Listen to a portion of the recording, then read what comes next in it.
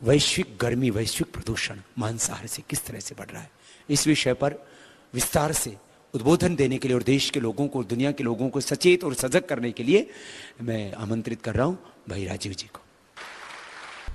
परम पूजनीय स्वामी जी, सभी सम्माननीय बहनों भाइयों, भारत स्वाभिमान के अभियान में बहुत सारे महत्वपूर्ण विषयों को हम उठा रहे हैं।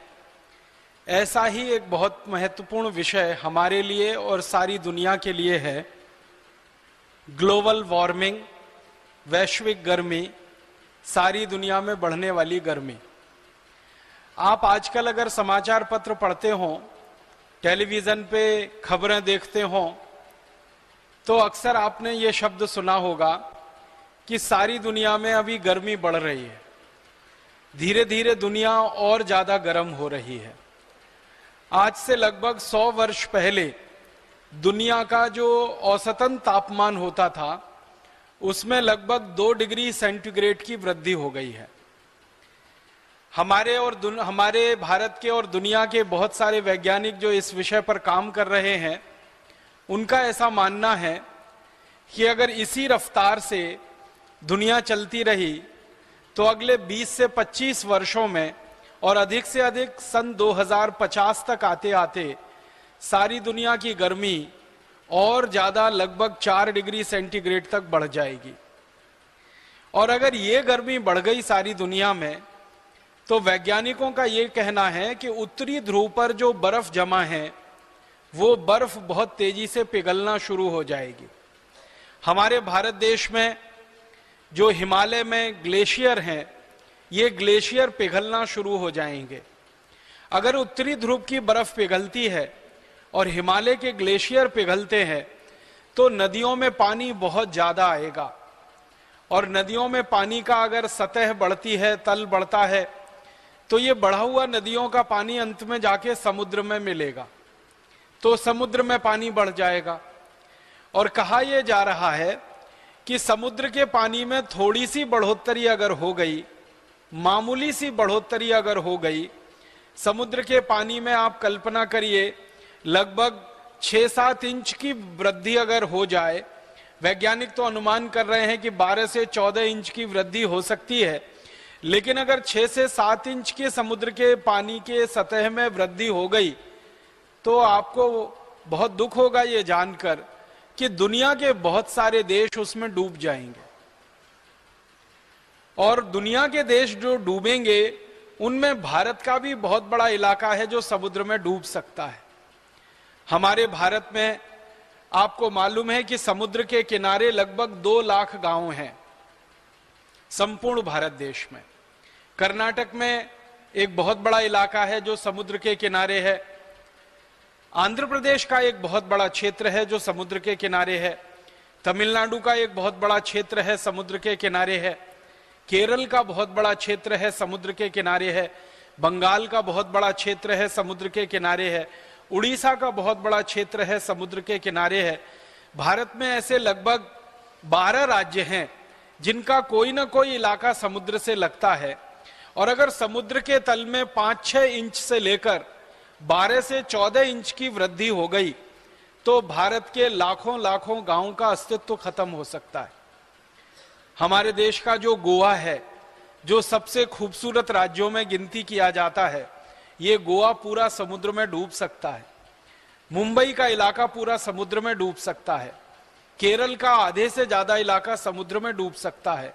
आंध्र प्रदेश का इलाका समुद्र में डूब सकता है आधे से ज्यादा। उड़ीसा, बंगाल, कर्नाटक, कई राज्यों का काफी इलाका समुद्र में डूब सकता है। अगर संख्या में गिनती करें तो भारत के 2 लाख गांवों के लिए खतरे की घंटी है। भारत के 2 लाख गांवों के अस्तित्व के लिए बहुत बड़ा प्रश्न खड़ा होता है। और ये भारत ही नहीं, दुनिया के कई देशों के लिए खतरे की घंटी है। आपको सुनकर ताज्जुब होगा, हैरानी होगी कि दुनिया में कुछ देश तो ऐसे हैं जो पहले से ही समुद्र के सतह से नीचे बसे हुए हैं और वहां तो ये खतरा सबसे ज्यादा है। एक छोटा सा देश है यूरोप में, उसका नाम है नीदरलैंड, हॉलैंड। ये देश तो समुद्र के नीचे बसा हुआ देश है। ज्यादातर स्थानों पर आप जब जाते हैं ना, तो वहां लिखा रहता है कि ये समुद्र के तल से इतना फीट ऊपर है, ये समुद्र के तल से इतना मीटर ऊपर है।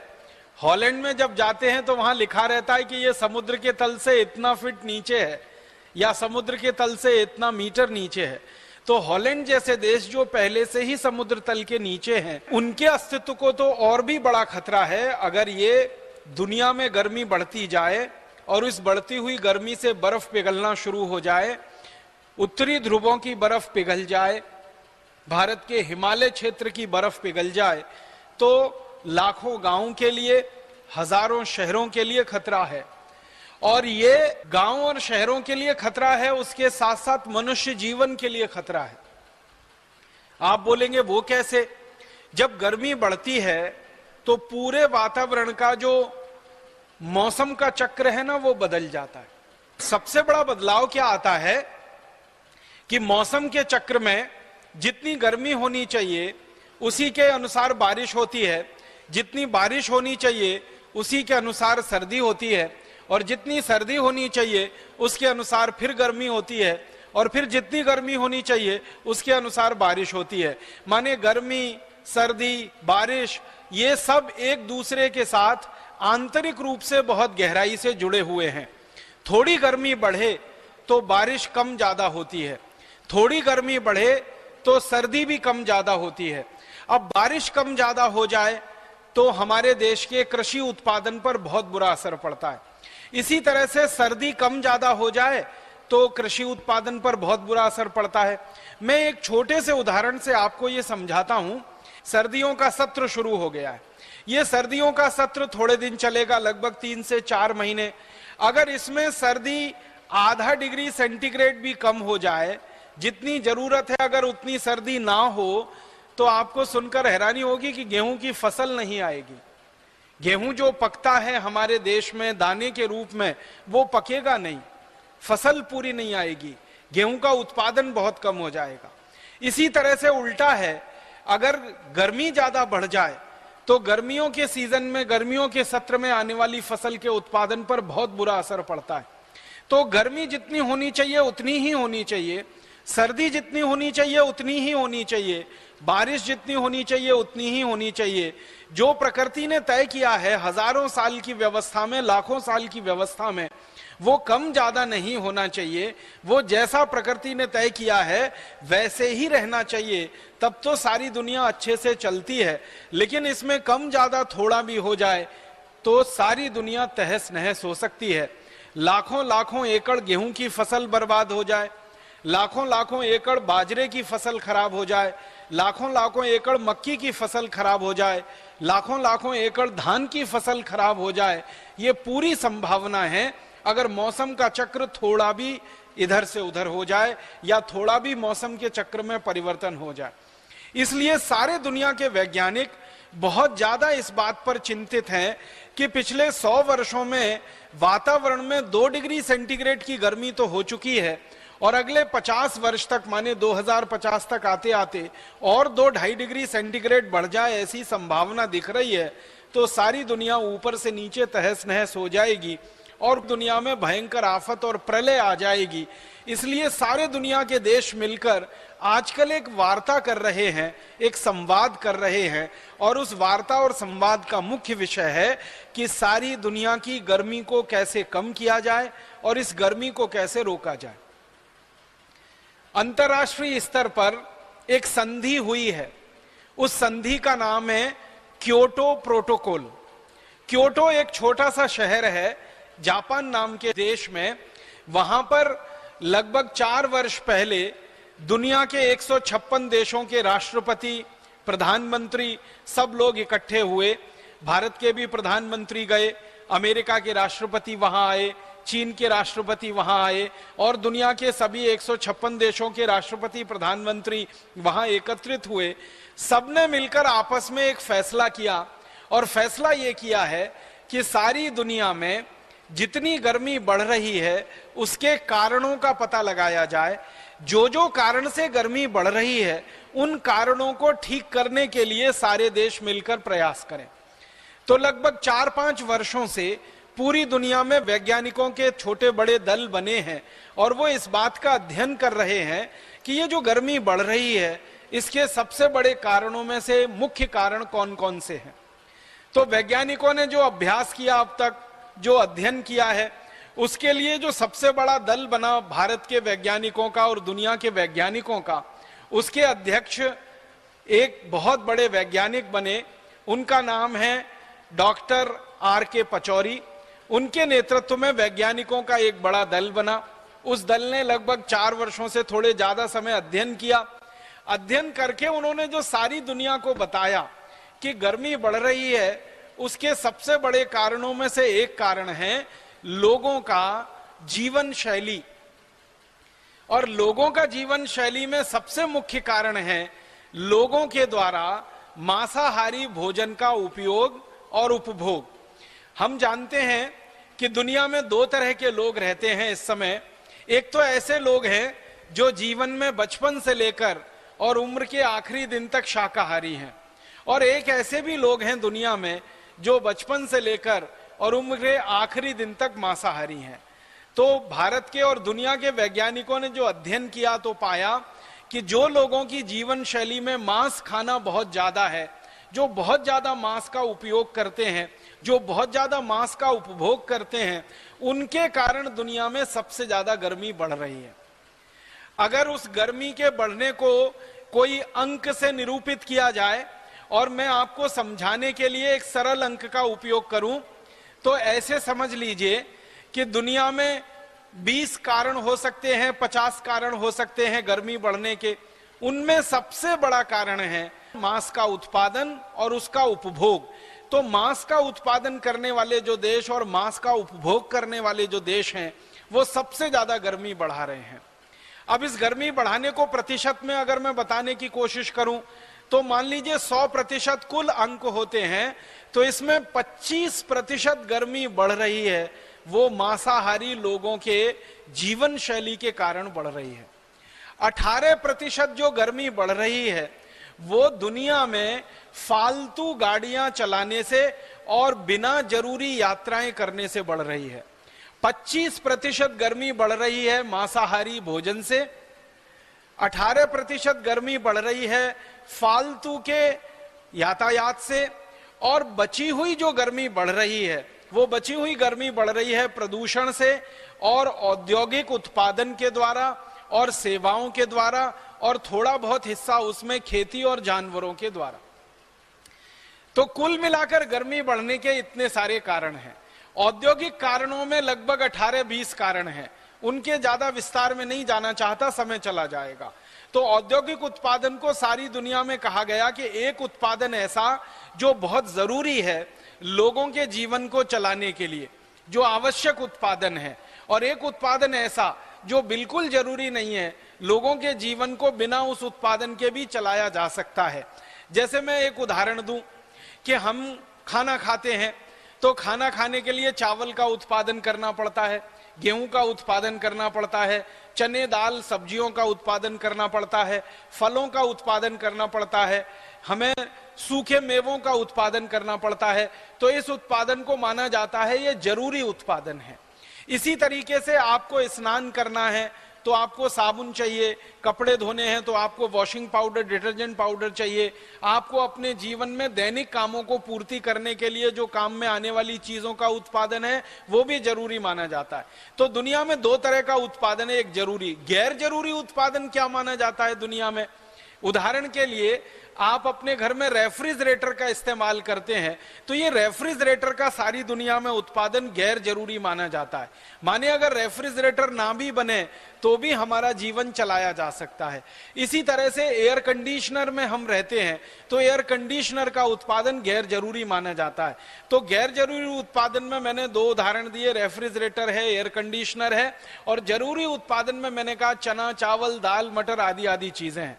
तो जो जरूरी उत्पादन है हमारे लिए और सारी दुनिया के लिए, उसके द्वारा जो गर्मी बढ़ रही है वो मात्र 18% है, और जो गैर जरूरी उत्पादन के द्वारा दुनिया में गर्मी बढ़ रही है वो लगभग 32% है। तो 32% गर्मी बढ़ रही है दुनिया में ऐसी वस्तुओं के उत्पादन से जो हमारे और दुनिया के ज्यादा काम की नहीं है, विलासिता की वस्तुएं जिनको हम कह सकते हैं। तो विलासिता की वस्तुओं का उत्पादन करके 32% गर्मी बढ़ रही है, जरूरी वस्तुओं का उत्पादन करके 18% गर्मी बढ़ रही है, 25% अकेली गर्मी बढ़ रही है मांस का उत्पादन करके, और बची हुई जो गर्मी का हिस्सा है वो हमारे फुटकर क्रियाकलापों से बढ़ती रहती है, जिसमें मैंने एक क्रियाकलाप बताया था ट्रांसपोर्टेशन, यातायात। उसमें से एक यातायात जो बहुत जरूरी है और एक यातायात जो बिल्कुल काम का नहीं है, जो गैर जरूरी है।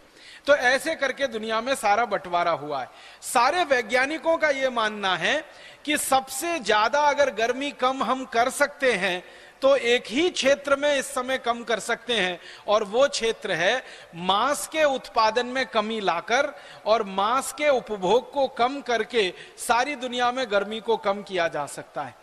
अगर सारी दुनिया शाकाहारी हो जाए, सारी दुनिया निरामिष हो जाए, सारे दुनिया के लोग मांस खाना बंद कर दें, सारे दुनिया के लोग जानवरों की हत्या करना बंद कर दें, तो सबसे तेजी से गर्मी कम हो सकती है, और वो कुल गर्मी का लगभग 25% है। और फिर आश्चर्य की बात आपको और बताऊं कि अगर मांस उत्पादन खत्म हो जाए सारी दुनिया में और मांस का उपभोग खत्म हो जाए तो गैर जरूरी जो यातायात की गर्मी है वो भी कम हो जाएगी। क्योंकि आपको सुनकर हैरानी होगी कि जो जरूरी यातायात के लिए डीजल पेट्रोल खर्च होता है उससे 2.5 गुना ज्यादा गैर जरूरी यातायात के लिए डीजल और पेट्रोल का खर्चा होता है पूरी दुनिया में। आप कोई काम से बहुत जरूरत से अपनी गाड़ी चलाकर जा रहे हैं, उसमें अगर 1 लीटर डीजल खर्च हो रहा है तो बेकार के फालतू के लिए आप जो जा रहे हैं कहीं या किसी चीज को ला रहे हैं उसमें 2.5 लीटर खर्च होता है। तो ये मांस का जो उत्पादन होता है दुनिया में वो कुछ कुछ देशों में होता है और सारी दुनिया में ये मांस बिक्री के लिए भेजा जाता है। तो मांस का उत्पादन करने के लिए पहले जानवरों को ट्रक में भर भर के किसी मांस के उत्पादन केंद्र तक लाया जाता है, और जानवरों को भर भर के ट्रक में जो लाया जाता है उसमें सबसे ज्यादा डीजल पेट्रोल का खर्चा होता है। फिर उन जानवरों को काट देने के बाद उनका मांस निकाला जाता है, फिर उस मांस को डब्बों में भर भर के दुनिया भर के देशों में बेचने के लिए भेजा जाता है, फिर उसमें फालतू डीजल पेट्रोल का खर्च होता है। एक तो जो यात्रा हो रही है जानवरों का मांस भर के ले जाया जा रहा है, दूसरा उस मांस को कम तापमान पर रखना पड़ता है ताकि वो जल्दी खराब ना होने पाए, क्योंकि एक देश में मांस का उत्पादन हो रहा है और दूसरे देश में बिक्री के लिए वो जा रहा है।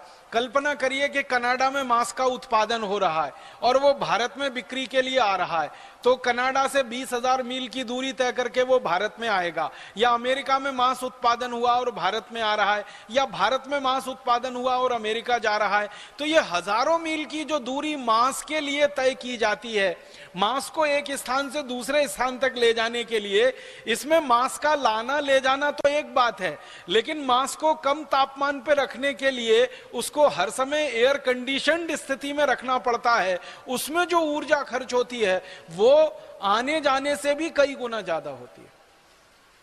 तो वैज्ञानिकों का यह कहना है, सारी दुनिया में, भारत के ही वैज्ञानिक नहीं, सारे दुनिया के वैज्ञानिक अब इस बात पर सहमत हो रहे हैं कि अगर सारी दुनिया के लोग अपनी जीवन शैली को बदल दें, मांस खाना बंद कर दें, मांस का उपभोग बंद कर दें, तो सारी दुनिया की गर्मी 25% कम हो जाएगी, और फालतू जो ट्रांसपोर्टेशन का खर्चा पूरी दुनिया में हो रहा है और उसके कारण जो 32% गर्मी फालतू में बढ़ रही है वो भी कम हो जाएगी। तो 25% एक और 32% एक, दोनों को मिला दो तो लगभग आप कल्पना करो 60% गर्मी तो सीधे कम होती है अगर सारी दुनिया के लोग मांस खाना बंद कर दें और मांसाहारी भोजन का उपभोग करना बंद कर दें। फिर आपके मन में एक तर्क आएगा, और सारी दुनिया के मांस खाने वाले ये तर्क देते हैं कि अच्छा ठीक है, आपकी बात हमने मान ली, भारत स्वाभिमान की बात हमने मान ली, परम पूजनीय स्वामी जी हर समय कहते हैं मांस मत खाओ, उनकी बात हमने मान ली, और सारी दुनिया ने थोड़ी देर के लिए, कल्पना करो, ये बात मान ली कि मांस नहीं खाएंगे, तो क्या सबके लिए गेहूं है खाने को? क्या सबके लिए चावल है खाने को? क्या इतना कृषि उत्पादन है जो सबका पेट भर सकता है? गेहूं, चावल, चना, दाल, मटर, सब्जियां और फल इतने पैदा होते हैं क्या? दूध इतना पैदा होता है क्या दुनिया में जो सबका पेट भर सकता है? इस विषय को जानने और समझने के लिए मैंने थोड़ा अध्ययन और अभ्यास किया। उसमें से जो आंकड़े निकले हैं और जो जानकारियां निकली हैं वो मैं आपके सामने रखना चाहता हूं, और तब आपको ये बात स्पष्ट हो जाएगी कि अगर सारी दुनिया मांस खाना बंद कर दे तो इस दुनिया में इतना अनाज पैदा हो रहा है कि वो सारी दुनिया के एक एक व्यक्ति का तो पेट भर ही देगा, इसके बराबर की दूसरी दुनिया और पैदा हो जाए तो भी सबका पेट भर देगा। मैं आपको ये आंकड़े से बताने की कोशिश करता हूं। इस समय पूरी दुनिया में 650 करोड़ लोग रहते हैं। भारत में 115 करोड़ लोग हैं, चीन में 140 करोड़ लोग हैं। ये दो देश दुनिया में हैं जो सबसे ज्यादा जनसंख्या वाले हैं। इसके अलावा तीसरा बड़ा देश है अमेरिका, जहां पर लगभग 27 करोड़ हैं। फिर यूरोप के 15 देश हैं, फ्रांस है, जर्मनी है, ब्रिटेन है, हॉलैंड है, स्पेन है, पुर्तगाल है। ये 15 देश मिलाकर इनकी संख्या 30 करोड़ है। फिर अफ्रीका है, फिर लैटिन अमेरिका। सारी दुनिया में लगभग 650 करोड़ लोग हैं। अभी जितना भोजन माने गेहूं, चावल, चना, दाल, मटर, सब्जियां, फल आदि पूरी दुनिया में जो पैदा होता है 650 करोड़ लोगों के लिए तो पर्याप्त है ही। अगर मांस खाना दुनिया में बंद हो जाए और मांस उद्योग पर ताला लग जाए तो जितना भोजन आज पैदा हो रहा है ये 1300 करोड़ लोगों के लिए पर्याप्त हो जाएगा। मैं ये जो कहना चाहता हूं वो ये बात कहना चाहता हूं। अभी तो 650 करोड़ लोग हैं और 650 करोड़ लोग दुनिया में पैदा हो जाएं। एक तरफ आप मान लीजिए कि सारे दुनिया की जनसंख्या दोगुनी हो जाए, 1300 करोड़ लोग पूरी दुनिया में हो जाएं, और दूसरी तरफ मांस उद्योग पर ताला लगा दिया जाए, तो जितना भोजन आज पैदा हो रहा है, जितना अनाज आज पैदा हो रहा है पूरी दुनिया में, वो 1300 करोड़ लोगों का पेट भरने के लिए पर्याप्त है। आप बोलेंगे वो कैसे? ये बात समझ में नहीं आई। इस बात को मैं समझाना चाहता हूं ऐसे कि दुनिया में जो मांस का उत्पादन होता है ना, उसकी प्रक्रिया क्या है वो हमें जान लें। दुनिया में मांस उत्पादन होता है जानवरों का कत्ल करके, और जानवरों में सबसे ज्यादा कत्ल होने वाला जो प्राणी है उसका नाम है गाय, और गाय के वंश का बैल, और गाय के वंश के बछड़े और बछड़ी, सबसे ज्यादा ये कत्ल होते हैं पूरी दुनिया में। उसके बाद दूसरे नंबर पर जो सबसे ज्यादा कत्ल होने वाला प्राणी है पूरी दुनिया में वो है सूअर, और उसके बाद तीसरे नंबर पर जो सबसे ज्यादा कत्ल होने वाला प्राणी है पूरी दुनिया में वो है भैंस, और चौथे नंबर पर जो सबसे ज्यादा कत्ल होने वाला प्राणी है वो है बकरी और बकरे और भेड़, और पांचवें नंबर पर जो सबसे ज्यादा कत्ल होने वाला जानवर है वो है मुर्गे और मुर्गियां, और उसके बाद छोटे पक्षी, उनकी तो संख्या और उनकी कोई गिनती नहीं है। इन जानवरों को कत्ल करने से पहले इनके शरीर में मांस ज्यादा हो तो कत्ल करने वाले उद्योगों को फायदा ज्यादा होता है। तो जानवरों के शरीर में मांस बढ़ाने के लिए वो जानवरों को अनाज खिलाते हैं, गेहूं खिलाते हैं, गेहूं के अलावा चावल और चना आदि खिलाते हैं, और मकई खिलाते हैं, बाजरी खिलाते हैं। तो इन जानवरों को भोजन खिलाया जाता है। ये जानवर सभी प्रकृति से जो है ना घास खाने वाले हैं। गाय घास खाने वाली है, भैंस घास खाने वाली है, इसी तरह से सूअर जो है ना मनुष्य का मल और दूसरी चीजें खाने वाला है, इसी तरह से बकरी और बकरे पूरी तरह से शाकाहारी जीव है, और ये मुर्गा मुर्गी भी ज्यादातर ऐसी चीजें ही खाते हैं। तो ये जो जानवर हैं ये तो घास खाने वाले और चारा चरने वाले जीव हैं, लेकिन मांस उत्पादन करने वाली कंपनियां इनको जबरदस्ती गेहूं, चावल, चना, दाल, मटर और बाजरी और मक्की ऐसी चीजें खिलाते हैं। इनको खिलाने से क्या फायदा होता है? ये अगर गेहूं खिलाया जाए जानवरों को, सोयाबीन खिलाया जाए जानवरों को, और बाजरी मक्की आदि खिलाई जाए जानवरों को, तो वो बहुत जल्दी मोटे होने लगते हैं, बहुत जल्दी उनके शरीर में चर्बी बढ़ने लगती है, बहुत जल्दी उनके शरीर में फैट बढ़ने लगता है, और बहुत जल्दी उनका शरीर भारी होने लगता है। और जानवरों को काटकर बेचने वाले जो लोग हैं उनके लिए तो सबसे अच्छा यही है कि जो जानवर जितना ज्यादा भारी होगा, जितना ज्यादा वजन होगा, उसमें मांस उतना ज्यादा ही निकलेगा, बिक्री होगी तो उसमें मुनाफा उतना ही ज्यादा होगा। तो मांस उत्पादन करने वाली कंपनियां जानवरों को वो भोजन कराती हैं जो भोजन मनुष्य के लिए है। अब वो मनुष्य का भोजन जब जानवरों को करा दिया जाता है तो मनुष्य के हिस्से में भोजन कम पड़ना शुरू हो जाता है, और वही भोजन की कमी हजारों, लाखों, करोड़ों लोगों को भूख से मार देती है। अब मैं थोड़े आंकड़ों की बात करता हूं। सारी दुनिया के जानवरों को गेहूं है, गेहूं से बनने वाली चीजें हैं, मक्की है, मक्की से बनने वाली चीजें हैं, बाजरी और बाजरी से बनने वाली चीजें हैं, सोयाबीन और सोयाबीन से बनने वाली चीजें हैं। तो जानवरों को कृषि उत्पन्न जो अनाज खिलाया जाता है वो कुल अनाज का लगभग 40% है भारत जैसे देशों में और 70% है अमेरिका जैसे देशों में। ये भारत और अमेरिका की दो अलग अलग श्रेणियां मैंने बनाई हैं। भारत का मतलब है दुनिया के गरीब देश, जैसे भारत एक देश है, इंडोनेशिया है, मलेशिया है, पाकिस्तान है, बांग्लादेश है। तो भारत जैसे दुनिया में 186 देश हैं जिनको गरीब देश कहा जाता है। आजकल अंग्रेजी भाषा में एक शब्द विकसित हुआ है इन देशों के लिए, डेवलपिंग कंट्रीज, विकासशील देश या विकसनशील देश। तो भारत और भारत जैसे गरीब देश है, आप समझ लीजिए विकासशील देश। तो 186 देश हैं भारत जैसे। इन सभी देशों में मांस उत्पादन के लिए कुल कृषि उत्पन्न का 40% जानवरों को खिलाया जाता है। अब दूसरी तरफ अमेरिका है, जर्मनी है, फ्रांस है, ब्रिटेन है, कनाडा है और यूरोप के कई सारे देश हैं। इन देशों में कुल कृषि उत्पादन का लगभग 70% जानवरों को खिला दिया जाता है। आप सोचिए, अमेरिका में कुल जितना गेहूं पैदा होता है उस पैदा हुए गेहूं का 70% जानवरों को खिलाया जाता है। क्यों खिलाते हैं? अमेरिका के जानवर गेहूं खाकर, अमेरिका के जानवर सोयाबीन खाकर या कृषि उत्पन्न खाकर जल्दी से मोटे हो जाएं, जल्दी से उनके शरीर में मांस बढ़ जाए, ज्यादा मांस हो जाए, ज्यादा मोटे हो जाएं और उनको फिर काटकर उनका मांस दुनिया में बेचकर अमेरिका की मांस बेचने वाली कंपनियां ज्यादा मुनाफा कमाएं। तो आप सोचिए, जो अमीर देश हैं उनके कृषि उत्पादन का 70% जानवर खा जाते हैं। जो गरीब देश हैं वहां मांस उत्पादन के लिए कुल उत्पादन का 40% खिला दिया जाता है जानवरों को। अगर औसत निकाला जाए, 70 और 40 को जोड़ दिया जाए 110 और इसका औसत निकाला जाए तो 55, माने दुनिया में औसतन आधा अनाज जानवरों को खिलाकर उनको मोटा बनाकर फिर उनका मांस कुछ लोग खाते हैं। अगर इस तर्क को सीधा सा समझने की कोशिश करें कि आधे से ज्यादा अनाज पहले हम जानवरों को खिलाएं, उनको मोटा बनाएं, फिर उनका मांस हम खाएं, इससे अच्छा सीधा सीधा ये है कि वो आधा अनाज सीधे ही हम खा जाएं, तो जितनी जनसंख्या की आज पूर्ति हो रही है उससे दोगुनी जनसंख्या की पूर्ति ऐसे ही हो जाए। तो आप बोलेंगे जी जानवर के लिए कहां से आएगा?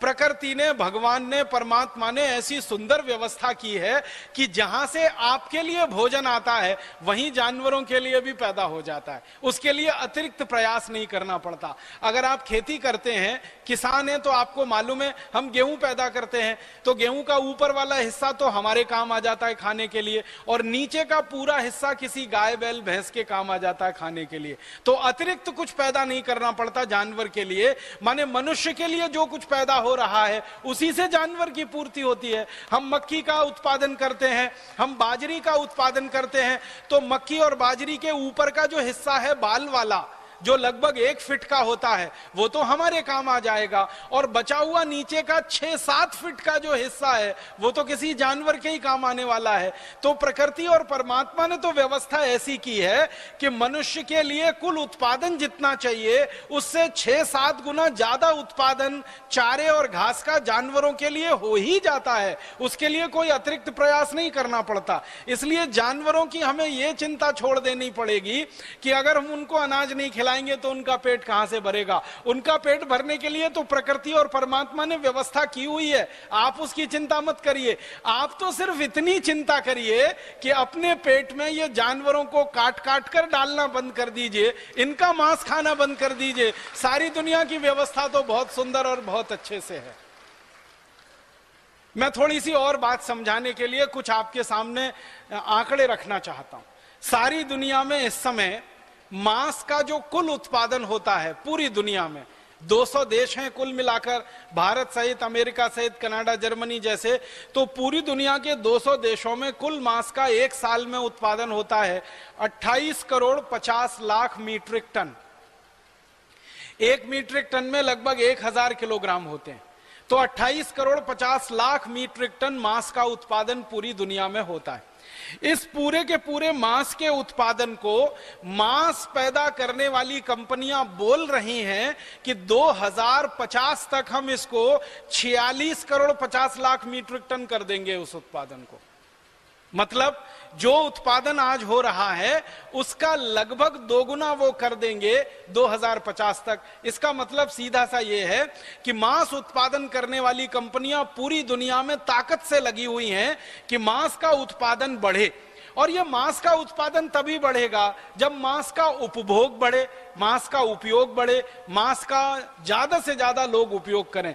तो मांस पैदा करने वाली कंपनियां पूरी दुनिया को मांसाहारी बनाने के काम में लग गई हैं और उसके लिए उन्होंने कई तरह के तर्क और कुतर्क विकसित कर लिए हैं और रात दिन वो प्रचार कर रही हैं। उनके विज्ञापन रोज टीवी पर आ रहे हैं। भारत में भी आपने देखा है ना, ये मांस उत्पादन करने वाली कंपनियों का ही विज्ञापन है, संडे हो या मंडे कभी भी खाओ अंडे, आपने देखा होगा। और हमारे देश में मुझे बहुत शर्म आती है, अफसोस होता है कि कई सिनेमा में काम करने वाले एक्टर एक्ट्रेसेस जो निजी जिंदगी में शाकाहारी हैं, वो पैसे के लालच में अंडों का विज्ञापन करते हैं। और हमारे देश के कुछ खिलाड़ी भी हैं, क्रिकेट खेलने वाले खिलाड़ी हैं, अन्य खेल खेलने वाले खिलाड़ी हैं, और हमारे देश के और भी कई ऐसे अच्छे लोग जिनको माना जाता है मीडिया में, वो भी लग गए हैं। तो पूरी दुनिया में मांस का उपभोग बढ़े और मांस का उपयोग बढ़े, इसके लिए कंपनियां करोड़ों करोड़ों रुपए विज्ञापन पे खर्च कर रही हैं। तो अभी 28 करोड़ 50 लाख टन मांस उत्पादन होता है। 2050 तक उम्मीद है कि ये 46 करोड़ टन होगा अगर वो सफल हो गए तो।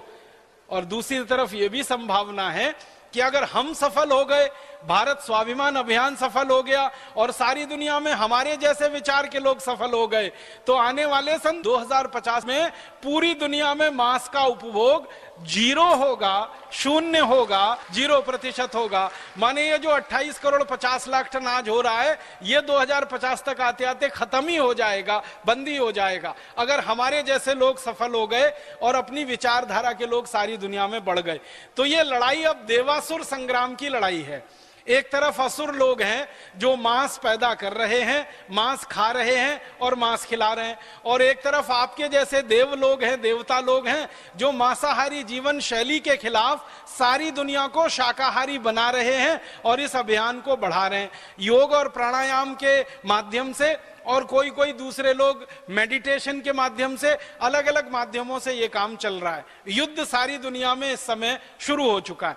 ये मांस पैदा करने वाले जो सारी दुनिया में लोग हैं, जितना मांस ये पैदा करते हैं, इन मांस के पैदा होने के जो उपभोग के बारे में एक जानकारी देना चाहता हूं कि एक तरफ दुनिया में भारत जैसे 186 गरीब देश हैं और एक तरफ अमेरिका जैसे दुनिया में 16 अमीर देश हैं। तो 16 अमीर देशों में कुल मांस उत्पादन का 60% खपत होता है और 186 देशों में कुल मांस उत्पादन का मात्र 40% खपत होता है। इसका मतलब बहुत साफ है कि गरीब देश अभी भी बहुत ज्यादा धार्मिक हैं, बहुत ज्यादा नैतिक हैं, गरीब देश अभी भी बहुत ज्यादा सात्विक हैं और गरीब देश अभी भी बहुत ज्यादा पवित्र हैं। अमीर देश जिनकी संख्या मात्र 16 है, वहां 60% मांस का उपभोग होता है। माने 28 करोड़ 50 लाख टन के आंकड़े को आप निकालेंगे तो लगभग 18-19 करोड़ टन मांस का उपभोग और उत्पादन तो अमीर देशों में ही है, गरीब देशों में तो काफी कम है। इसका मतलब गरीब देशों में अभी भी शाकाहारी लोग ज्यादा हैं, सामिश लोग अमीर देशों में ज्यादा हैं। मैं इसको थोड़ा और आगे बात करूं, ये अमीर देशों में और सारी दुनिया में जो मांस का उपभोग और उत्पादन है, इसमें मुर्गे मुर्गियों का जो उत्पादन है, मुर्गे मुर्गियों के मांस का वो करीब 9 करोड़ टन है, सुअर के मांस का उत्पादन करीब 10 करोड़ टन है, गाय के मांस का उत्पादन 6 करोड़ 70 लाख टन है। अब इतना मांस जो पूरी दुनिया में पैदा हो रहा है, 28 करोड़ 50 लाख मीट्रिक टन, इस मांस के उत्पादन के लिए हर साल पूरी दुनिया में 56 अरब जानवरों का कत्ल होता है। 56 अरब जानवरों का माने 5,600 करोड़ जानवरों का कत्ल होता है। और ये बड़े जानवर हैं। बड़े जानवर का माने गाय है, बैल है, भैंस है, ये बड़े जानवर हैं। बकरे हैं, बकरियां हैं, मुर्गे हैं, मुर्गियां हैं, वहां तक तो गिनती होती है, सुअर भी इसमें है। उसके नीचे जो छोटे पक्षियों की गिनती है वो अंदाजा लगाया जाता है, उनको गिनना बहुत मुश्किल हो जाता है। तो 5,600 करोड़ निर्दोष जानवरों को, मूक जानवरों को, जिन्होंने दुनिया में कभी किसी का अहित नहीं किया, किसी का नुकसान नहीं किया, ऐसे जानवरों को काट दिया जाता है 28 करोड़ 50 लाख मीट्रिक टन मांस पैदा करने के लिए। इस मांस के उत्पादन में भारत की क्या स्थिति है उसके बारे में भी मैं बताना चाहता हूं। भारत में हर साल मात्र 58 लाख मीट्रिक टन मांस का उत्पादन होता है। पूरी दुनिया में 28 करोड़ 50 लाख मीट्रिक टन उत्पादन है मांस का। भारत में मात्र 58 लाख मीट्रिक टन मांस का उत्पादन है। माने पूरी दुनिया के अगर प्रतिशत में निकाला जाए तो पूरी दुनिया के मांस के उत्पादन का 10% निकलेगा तो करीब 2 करोड़ 80 लाख निकलेगा। 5% निकलेगा तो करीब 1 करोड़ 40 लाख निकलेगा। 2.5% के आसपास भारत में मांस का उत्पादन है। पूरी दुनिया के कुल मांस के उत्पादन में भारत की स्थिति 2.5% उत्पादन की ही है। माने अगर दुनिया के हिसाब से आंकड़ों में बात की जाए तो भारत में मांस का उत्पादन अभी काफी कम है। माने भारत में मांस खाने वाले लोग काफी कम हैं। माने भारत में सबसे ज्यादा संभावना है सभी लोगों के जल्दी से जल्दी शाकाहारी हो जाने की। भारत में जनसंख्या के प्रतिशत के अनुसार मैं बात करूं तो भारत में अगर मान ले 115 करोड़ नागरिक रहते हैं तो आंकड़ों के अनुसार इनमें लगभग 70% नागरिक हैं जो शाकाहारी हैं, जो पूरी तरह से शाकाहार पर जीवन जीते हैं अपना, और 30% भारतवासी हैं जो मांसाहारी हैं, जो मांस खा के अपना जीवन बिताते हैं। भारत में मांस के उत्पादन में गाय का मांस 14 लाख टन पैदा होता है, भैंस का मांस करीब 14 लाख टन पैदा होता है, मटन करीब 2.5 लाख टन पैदा होता है, बकरे बकरी का मांस करीब 4.5 लाख टन है, सुअर का मांस 6,30,000 टन है, मुर्गे मुर्गी का मांस 16 लाख टन है। और इस पूरे मांस को पैदा करने के लिए भारत सरकार के पिछले साल के आंकड़े हैं 2008 के कि ये भारत में 58 लाख मीट्रिक टन मांस पैदा करने के लिए 10 करोड़ 50 लाख जानवरों का पिछले साल कत्ल किया गया। और ये 10 करोड़ 50 लाख जानवरों का जो कत्ल हमारे देश में किया गया, इनमें लगभग 4.5 करोड़ जानवर हैं जो गाय बैल भैंस की कैटेगरी के हैं, माने बड़े जानवर हैं, और बचे हुए सारे छोटे जानवर हैं, बकरे बकरी, मुर्गे मुर्गियां आदि आदि।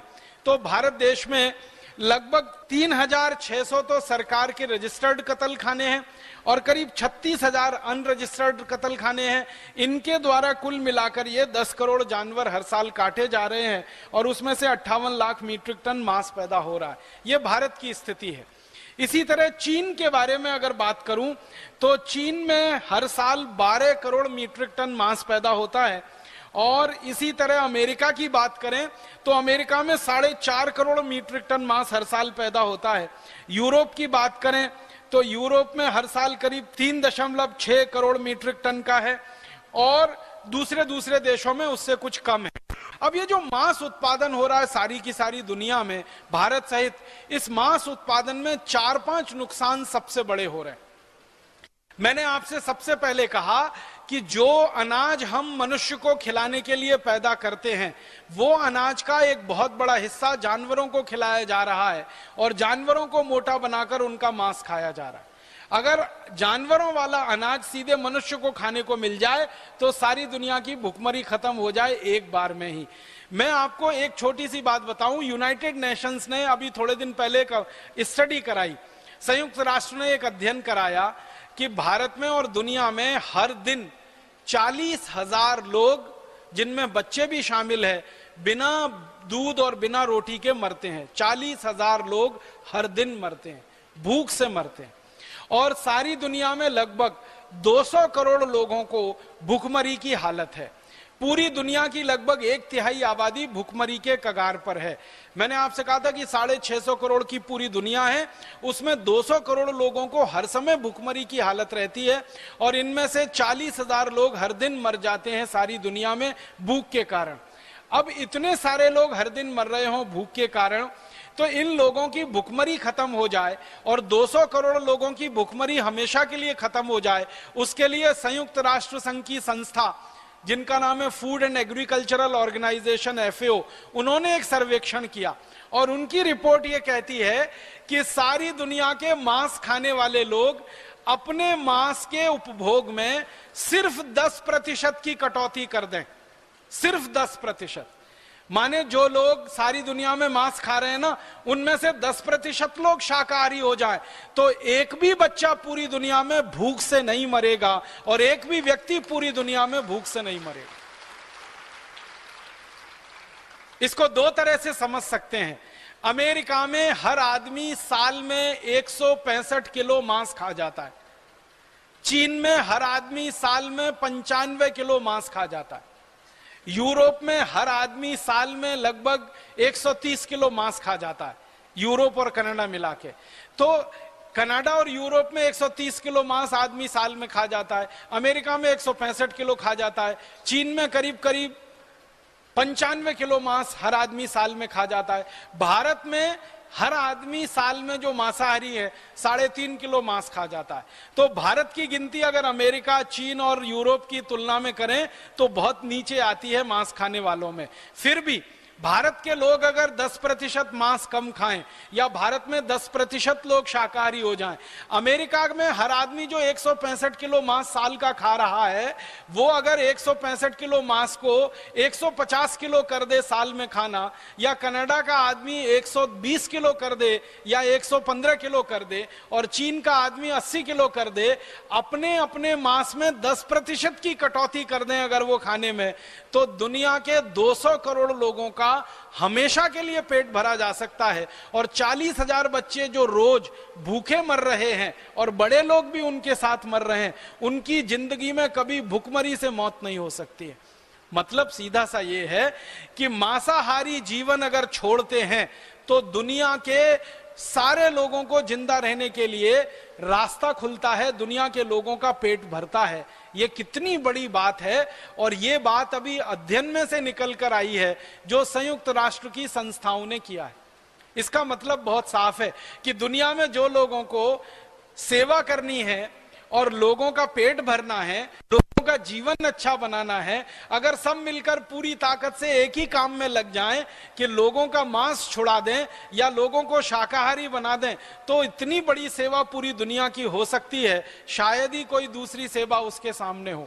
भूखे को भोजन देना और मरते हुए को जीवन देना, इससे बड़े पुण्य का काम पूरी दुनिया में कोई नहीं होता। भारत के शास्त्रों में और भारत के पुराने ऋषि महर्षियों के द्वारा कई किए गए आप्त वचनों में जो सबसे महत्व की बात है वो ये है, भूखे को भोजन देना, मरते हुए को जीवन देना, इससे बड़ा सेवा का और पुण्य का कोई काम नहीं है। तो अगर दुनिया के भूखे लोगों को भोजन देना है, मरते हुओं को जीवन देना है, तो हम सब पूरी दुनिया के लोगों को एक ही काम में ताकत से लग जाना चाहिए, लोगों को शाकाहारी बनाना चाहिए, लोगों का मांस छुड़वाना चाहिए। दुनिया के लोगों को शाकाहारी हो जाने में कितने फायदे हैं और दुनिया के लोग अगर मांसाहारी बने रहे तो कितने नुकसान हैं, छोटी छोटी कुछ बातें मैं आपको बताना चाहता हूं। एक बात यह बताना चाहता हूं कि एक साथ पूरी दुनिया में सबसे ज्यादा प्रदूषण अगर फैलता है तो मांस खाने वाले लोगों के कारण फैलता है। क्यों? प्रदूषण में जिन जिन चीजों को हम गिनते हैं, हवा जहरीली हो रही है, पानी जहरीला हो रहा है, हवा में कमी आ रही है, पानी में कमी आ रही है, और खेत के लिए काम आने वाली मिट्टी में खराबी आ रही है, और जंगल तेजी से कट रहे हैं, पूरी दुनिया में पेड़ों की संख्या कम हो रही है। ये सब कारण माने जाते हैं पर्यावरण प्रदूषण। दुनिया में जो जो अध्ययन हो रहे हैं वैज्ञानिकों के द्वारा, वो अध्ययन ये बता रहे हैं कि सारी दुनिया में तेजी के साथ जो जंगलों में कटाई हो रही है, उस कटाई का सबसे बड़ा कारण है मांस उद्योग का बढ़ते चले जाना। तेजी से जंगल खत्म हो रहे हैं, तेजी से जंगल कट रहे हैं, वो मांस उद्योग के कारण जंगल कट रहे हैं और जंगल खत्म हो रहे हैं। आप बोलेंगे वो कैसे हो रहे हैं? मांस उद्योग के द्वारा मांस का उत्पादन करने के लिए और उत्पादन को पैक करने के लिए और उस पैकिंग को एक जगह से दूसरी जगह भेजने के लिए सबसे ज्यादा जो कच्चा माल खर्च हो रहा है वो लकड़ी खर्च हो रही है। आपने देखा है मांस के जो पैकेट होते हैं, जो डब्बे बनाए जाते हैं, उन डब्बों में जो मटेरियल इस्तेमाल किया जाता है, जिन चीजों से वो डब्बे बनाए जाते हैं, उन चीजों का सबसे ज्यादा आने का काम वो जंगल से ही होता है। जंगल में खास किस्म के पेड़ों का कटना, उसके द्वारा खास किस्म के कागज का उत्पादन और उस खास किस्म के कागज का पैकिंग के लिए उपयोग और उस पैकिंग को एक जगह से दूसरी जगह भेजने के लिए और बड़ी पैकिंग का उपयोग, इसमें सबसे ज्यादा जंगल कटते हैं। और उन जंगलों के कटने से सारी दुनिया में पर्यावरण का प्रदूषण हो रहा है। वैज्ञानिकों का यह कहना है कि तेजी के साथ जंगलों की समाप्ति अगर हमें रोकनी है और जंगलों को बढ़ावा देना है तो ये मांस उद्योग को बंद कर दिया जाए, तभी यह संभव हो पाएगा, अन्यथा वो संभव नहीं हो पाएगा। दूसरा, सारी दुनिया में पानी का सबसे ज्यादा खर्चा अगर कोई करता है तो ये मांस उद्योग करता है। मैं आपको एक हैरान करने वाले आंकड़े की तरफ ध्यान दिलाना चाहता हूं। 1 किलो मांस पैदा करना पड़े और 1 किलो गेहूं पैदा करना पड़े, 1 किलो मांस पैदा करना पड़े और 1 किलो चावल पैदा करना पड़े, 1 किलो दाल पैदा करनी पड़े और 1 किलो मांस पैदा करना पड़े, 1 किलो मक्की और बाजरा पैदा करना पड़े और 1 किलो मांस पैदा करना पड़े, दोनों स्तर पर उपयोग होने वाले पानी में कितना अंतर है जमीन आसमान का। आप जानते हैं सबसे ज्यादा पानी का उपयोग होता है चावल की खेती में। चावल पैदा करने में सबसे ज्यादा पानी लगता है।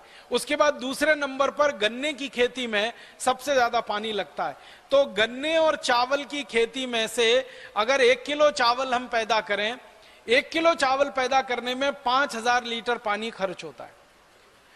खराब से खराब जमीन की बात कर रहा हूं मैं। और अगर जमीन बहुत अच्छी है, जमीन बहुत उपजाऊ है, जमीन में नमी बहुत है, तो 1 किलो चावल पैदा करने में मात्र 3 से 3500 लीटर पानी खर्च होता है। तो 1 किलो चावल पैदा करें तो अच्छी जमीन पर 3-3500 लीटर पानी खर्च होगा, खराब से खराब जमीन पर 5000 लीटर पानी खर्च होगा 1 किलो चावल पैदा करने में। 1 किलो गेहूं अगर पैदा करना पड़े तो खराब से खराब जमीन पर जो पानी का खर्चा है वो 1000 से 1500 लीटर है और अच्छे से अच्छे जमीन पर पानी का खर्चा 7 से 800 लीटर है। अगर 1 किलो मक्की और बाजरी पैदा करना पड़े तो 1 किलो बाजरी पैदा करने में मात्र 500 लीटर पानी लगता है। 1 किलो मक्की पैदा करने में 700-750 लीटर पानी लगता है। माने आप अगर देखना चाहें तो इस बात को देखें कि 1 किलो चावल हो या 1 किलो गेहूं हो या 1 किलो मक्की हो या 1 किलो बाजरी हो, इन सबको पैदा करने में अधिक से अधिक 5000 लीटर पानी और कम से कम 500 लीटर पानी खर्च होता है। माने 500 लीटर से लेकर 5000 लीटर के पानी में 1 किलो भोजन और अनाज पैदा होता है। अब दूसरी तरफ हम देखें, 1 किलो मांस पैदा करना पड़े, गाय का मांस पैदा करना पड़े जिसको बीफ कहते हैं, सुअर का मांस पैदा करना पड़े जिसको पोर्क कहते हैं, और मटन आदि कोई भी मुर्गे मुर्गियों का मांस पैदा करना पड़े तो 1 किलो मांस पैदा करने में 70,000 लीटर पानी खर्च होता है। और ये मेरे आंकड़े नहीं है, संयुक्त राष्ट्र संस्थाओं के आंकड़े। संयुक्त राष्ट्र की संस्थाओं का कहना है कि 1 किलो बीफ पैदा करें या 1 किलो पोर्क पैदा करें या 1 किलो मटन पैदा करें तो कम से कम 70,000 लीटर पानी खर्च हो जाएगा। और 1 किलो गेहूं, चावल, चना आदि पैदा करें तो 500 लीटर से 5000 लीटर में काम हो जाएगा। मतलब सीधा सा ये है कि 1 किलो अनाज पैदा करने में जितना पानी खर्च होता है उससे लगभग 10 गुना से लेकर 100 गुने तक ज्यादा पानी खर्च होता है मांस पैदा करने में।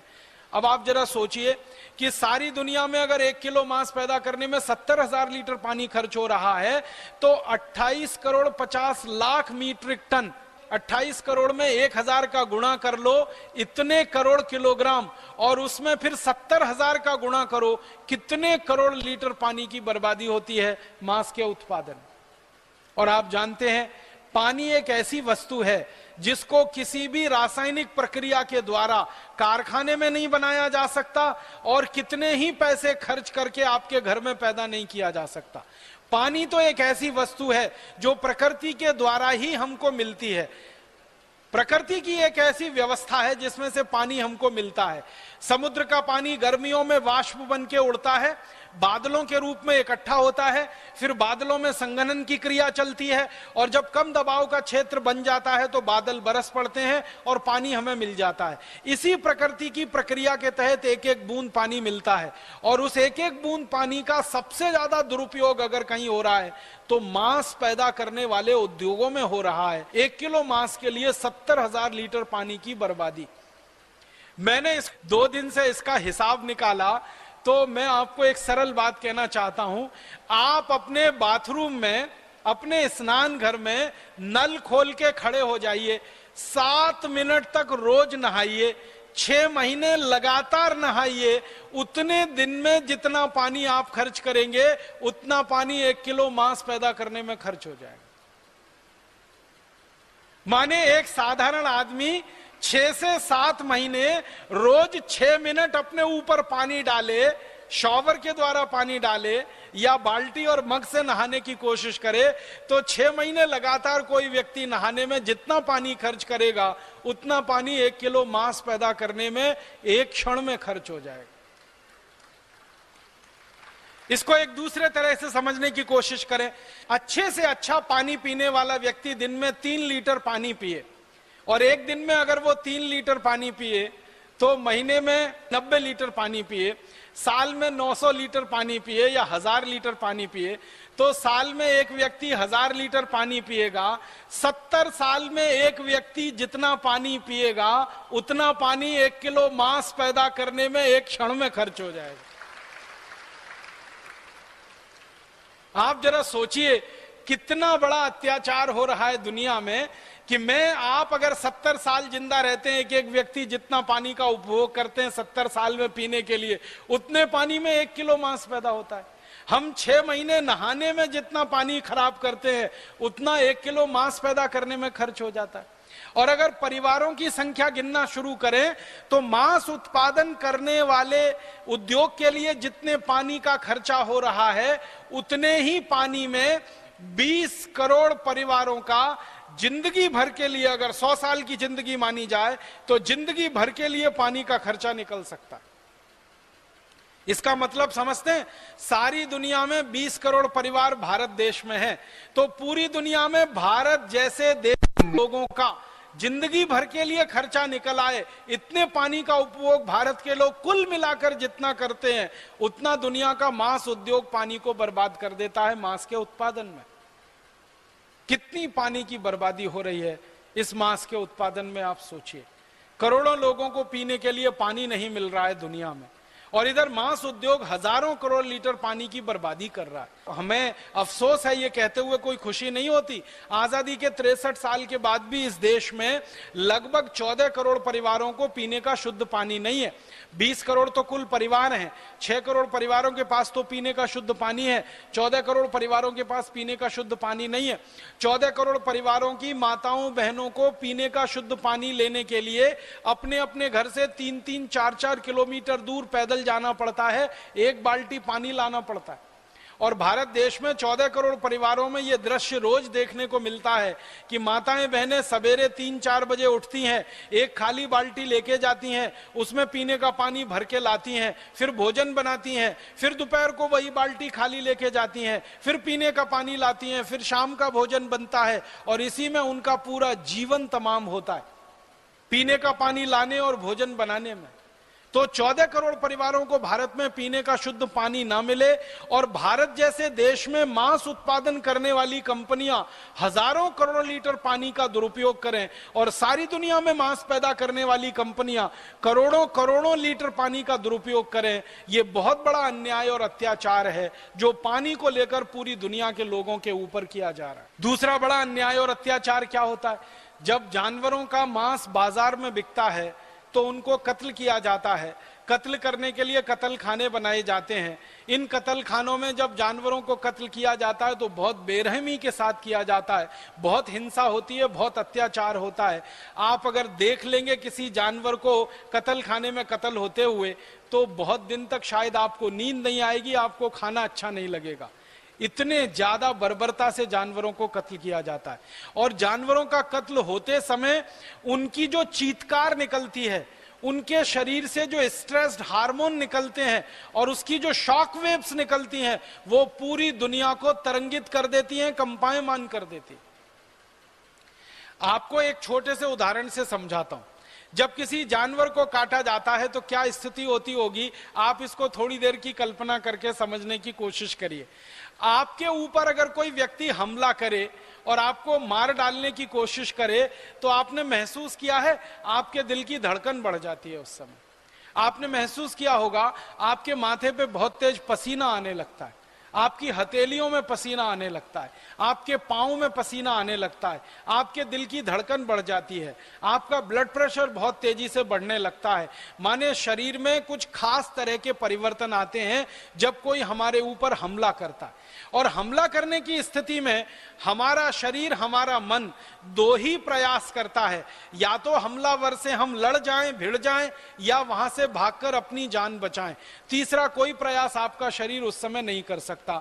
तो आप सोचिए कि जब आपके ऊपर कोई हमला करने के लिए तैयारी करता है और आपके शरीर में इस तरह के बड़े परिवर्तन आते हैं, तो जानवरों की जब हत्या की जाती है तो उनके ऊपर जब हमला किया जाता होगा तो उनके शरीर में कितने परिवर्तन आते होंगे। कत्ल खानों को अंदर से जिन लोगों ने देखा है, कत्ल खानों के ऊपर जिन लोगों ने फिल्में बनाई हैं, कत्ल खानों के ऊपर जिन लोगों ने वीडियो फिल्में बनाई हैं, वो सारी दुनिया में अभी उपलब्ध हैं। कभी आप चाहें तो आपको भी वो सब दिखाई जा सकती हैं। लेकिन मैंने तो वो फिल्में देखी हैं, मुझे 3-3 दिन नींद नहीं आई है, बहुत सारे दिन तक खाना खाने का दिल नहीं किया है। इसलिए कई बार लगता है कि लोगों को ये हिंसा क्यों दिखाई जाए, क्रूरता क्यों दिखाई जाए। बहुत तकलीफ की स्थिति में जानवरों को काटा जाता है। गाय को जब काटते हैं, भैंस को जब काटते हैं, बैल को जब काटते हैं, ऐसे ही नहीं काट देते एकदम में, धीरे धीरे उनको तड़प तड़प के मरने के लिए मजबूर होने की स्थिति में काटते हैं। पहले तो उनको भूखा रखा जाता है और बार बार भूखा रख के उनके शरीर को कमजोर किया जाता है। फिर इनके ऊपर गर्म पानी की बौछार डाली जाती है और वो गर्म पानी 70 डिग्री सेंटीग्रेड से लेके 100 डिग्री सेंटीग्रेड तक का होता है। उस गर्म पानी की बौछार में जानवरों का शरीर फूलना शुरू हो जाता है, उसमें सूजन आना शुरू हो जाती है। जब शरीर पूरी तरह से फूल जाता है, गाय बैल भैंस तड़पते रहते हैं, चीखते रहते हैं, चिल्लाते रहते हैं, तब जीवित स्थिति में उनकी खाल को उतारा जाता है। और जीवित स्थिति में खाल को उतार कर जो खून इकट्ठा होता है, वो खून भी जीवित स्थिति में इकट्ठा किया जाता है। फिर गर्दन पे एक तरफ छोटा सा कट लगाया जाता है, गर्दन एक तरफ लुढ़क जाती है, फिर उसमें से बल बल बल बल खून निकलना शुरू होता है। तब तक जानवर तड़पता रहता है, अपने को छुड़ाने की कोशिश करता रहता है, लेकिन कसाई उसको पूरी तरह से मार नहीं देते हैं। जब धीरे धीरे स्पंदन कम होते जाते हैं, तब जाके पूरी गर्दन काटी जाती है। फिर उसके पांव अलग से काटे जाते हैं, फिर शरीर का एक एक अंग उसमें से निकाला जाता है। अंदर की अंतड़ियों को खींच के निकालते हैं, बड़ी आंत को खींच के निकालते हैं, छोटी आंत को खींच के निकालते हैं।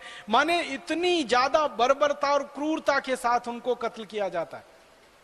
अक्सर यह देखा गया है कि जानवरों में जैसे गाय है, या तो बैल है, या तो भैंस है, या तो सुअर है, या तो मुर्गे मुर्गियां हैं, इनकी गर्दन पर जब एक कट लगा देते हैं, पूरी गर्दन नहीं काटते, तो वो जिंदा रहने के लिए इतना चीखते, तड़पते, चिल्लाते हैं कि कोई उनकी चीख पुकार सुन नहीं सकता, सिवाय उन बहरे कानों के जो रोज उनको काट काट के उनके मांस को डब्बों में पैक करते।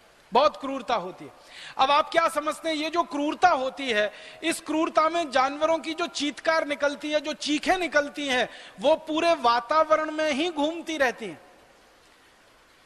आज का जो आधुनिक विज्ञान है, उस आधुनिक विज्ञान ने यह सिद्ध किया है कि मरते समय किसी व्यक्ति के मुंह से निकली गई चीख पुकार, वो जानवर हो या व्यक्ति हो, अगर उसको क्रूरता से मारा जाता है, अगर उसको हिंसा से मारा जाता है, तो उसके शरीर से निकलने वाली जो चीख पुकार है, उनको वाइब्रेशंस में, उनको वेव्स की थ्योरी में जब समझाया जाता है, तो स्ट्रेस हार्मोन जो निकलते हैं शरीर से और उनसे जो निगेटिविटी निकलती है, जो निगेटिव वेव्स निकलती हैं, वो पूरे वातावरण को बुरी तरह से प्रभावित करती।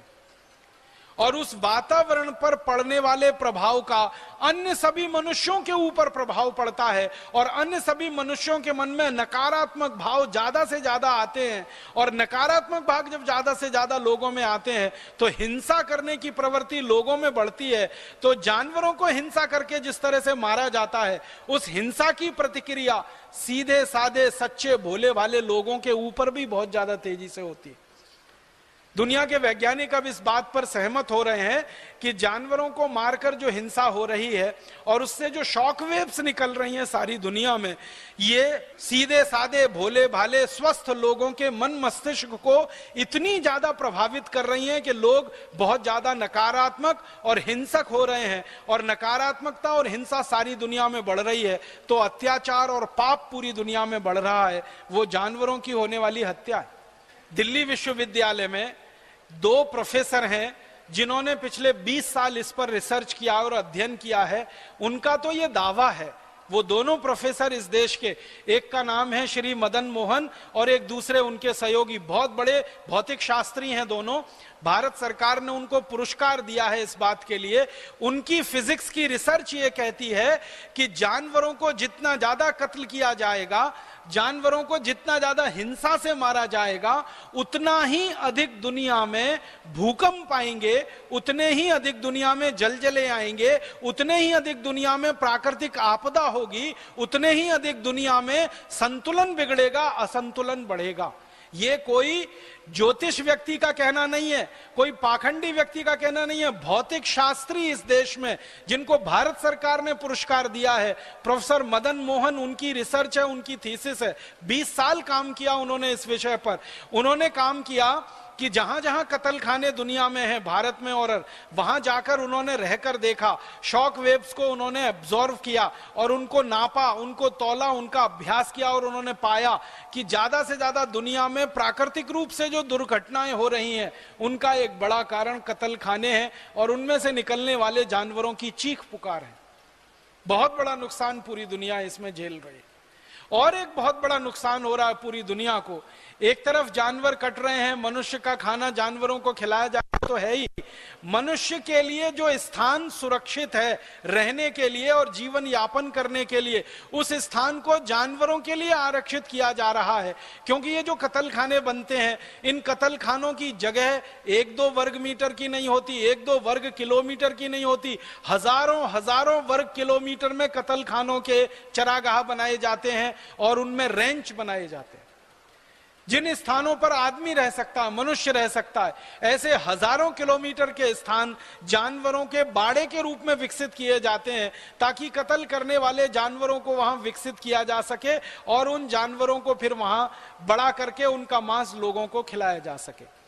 मैं एक और छोटा सा उदाहरण आपको देना चाहता हूं, कितनी क्रूरता है इस दुनिया में, जो जानवरों की हिंसा करने वाली दुनिया है या अत्याचार करने वाली दुनिया है।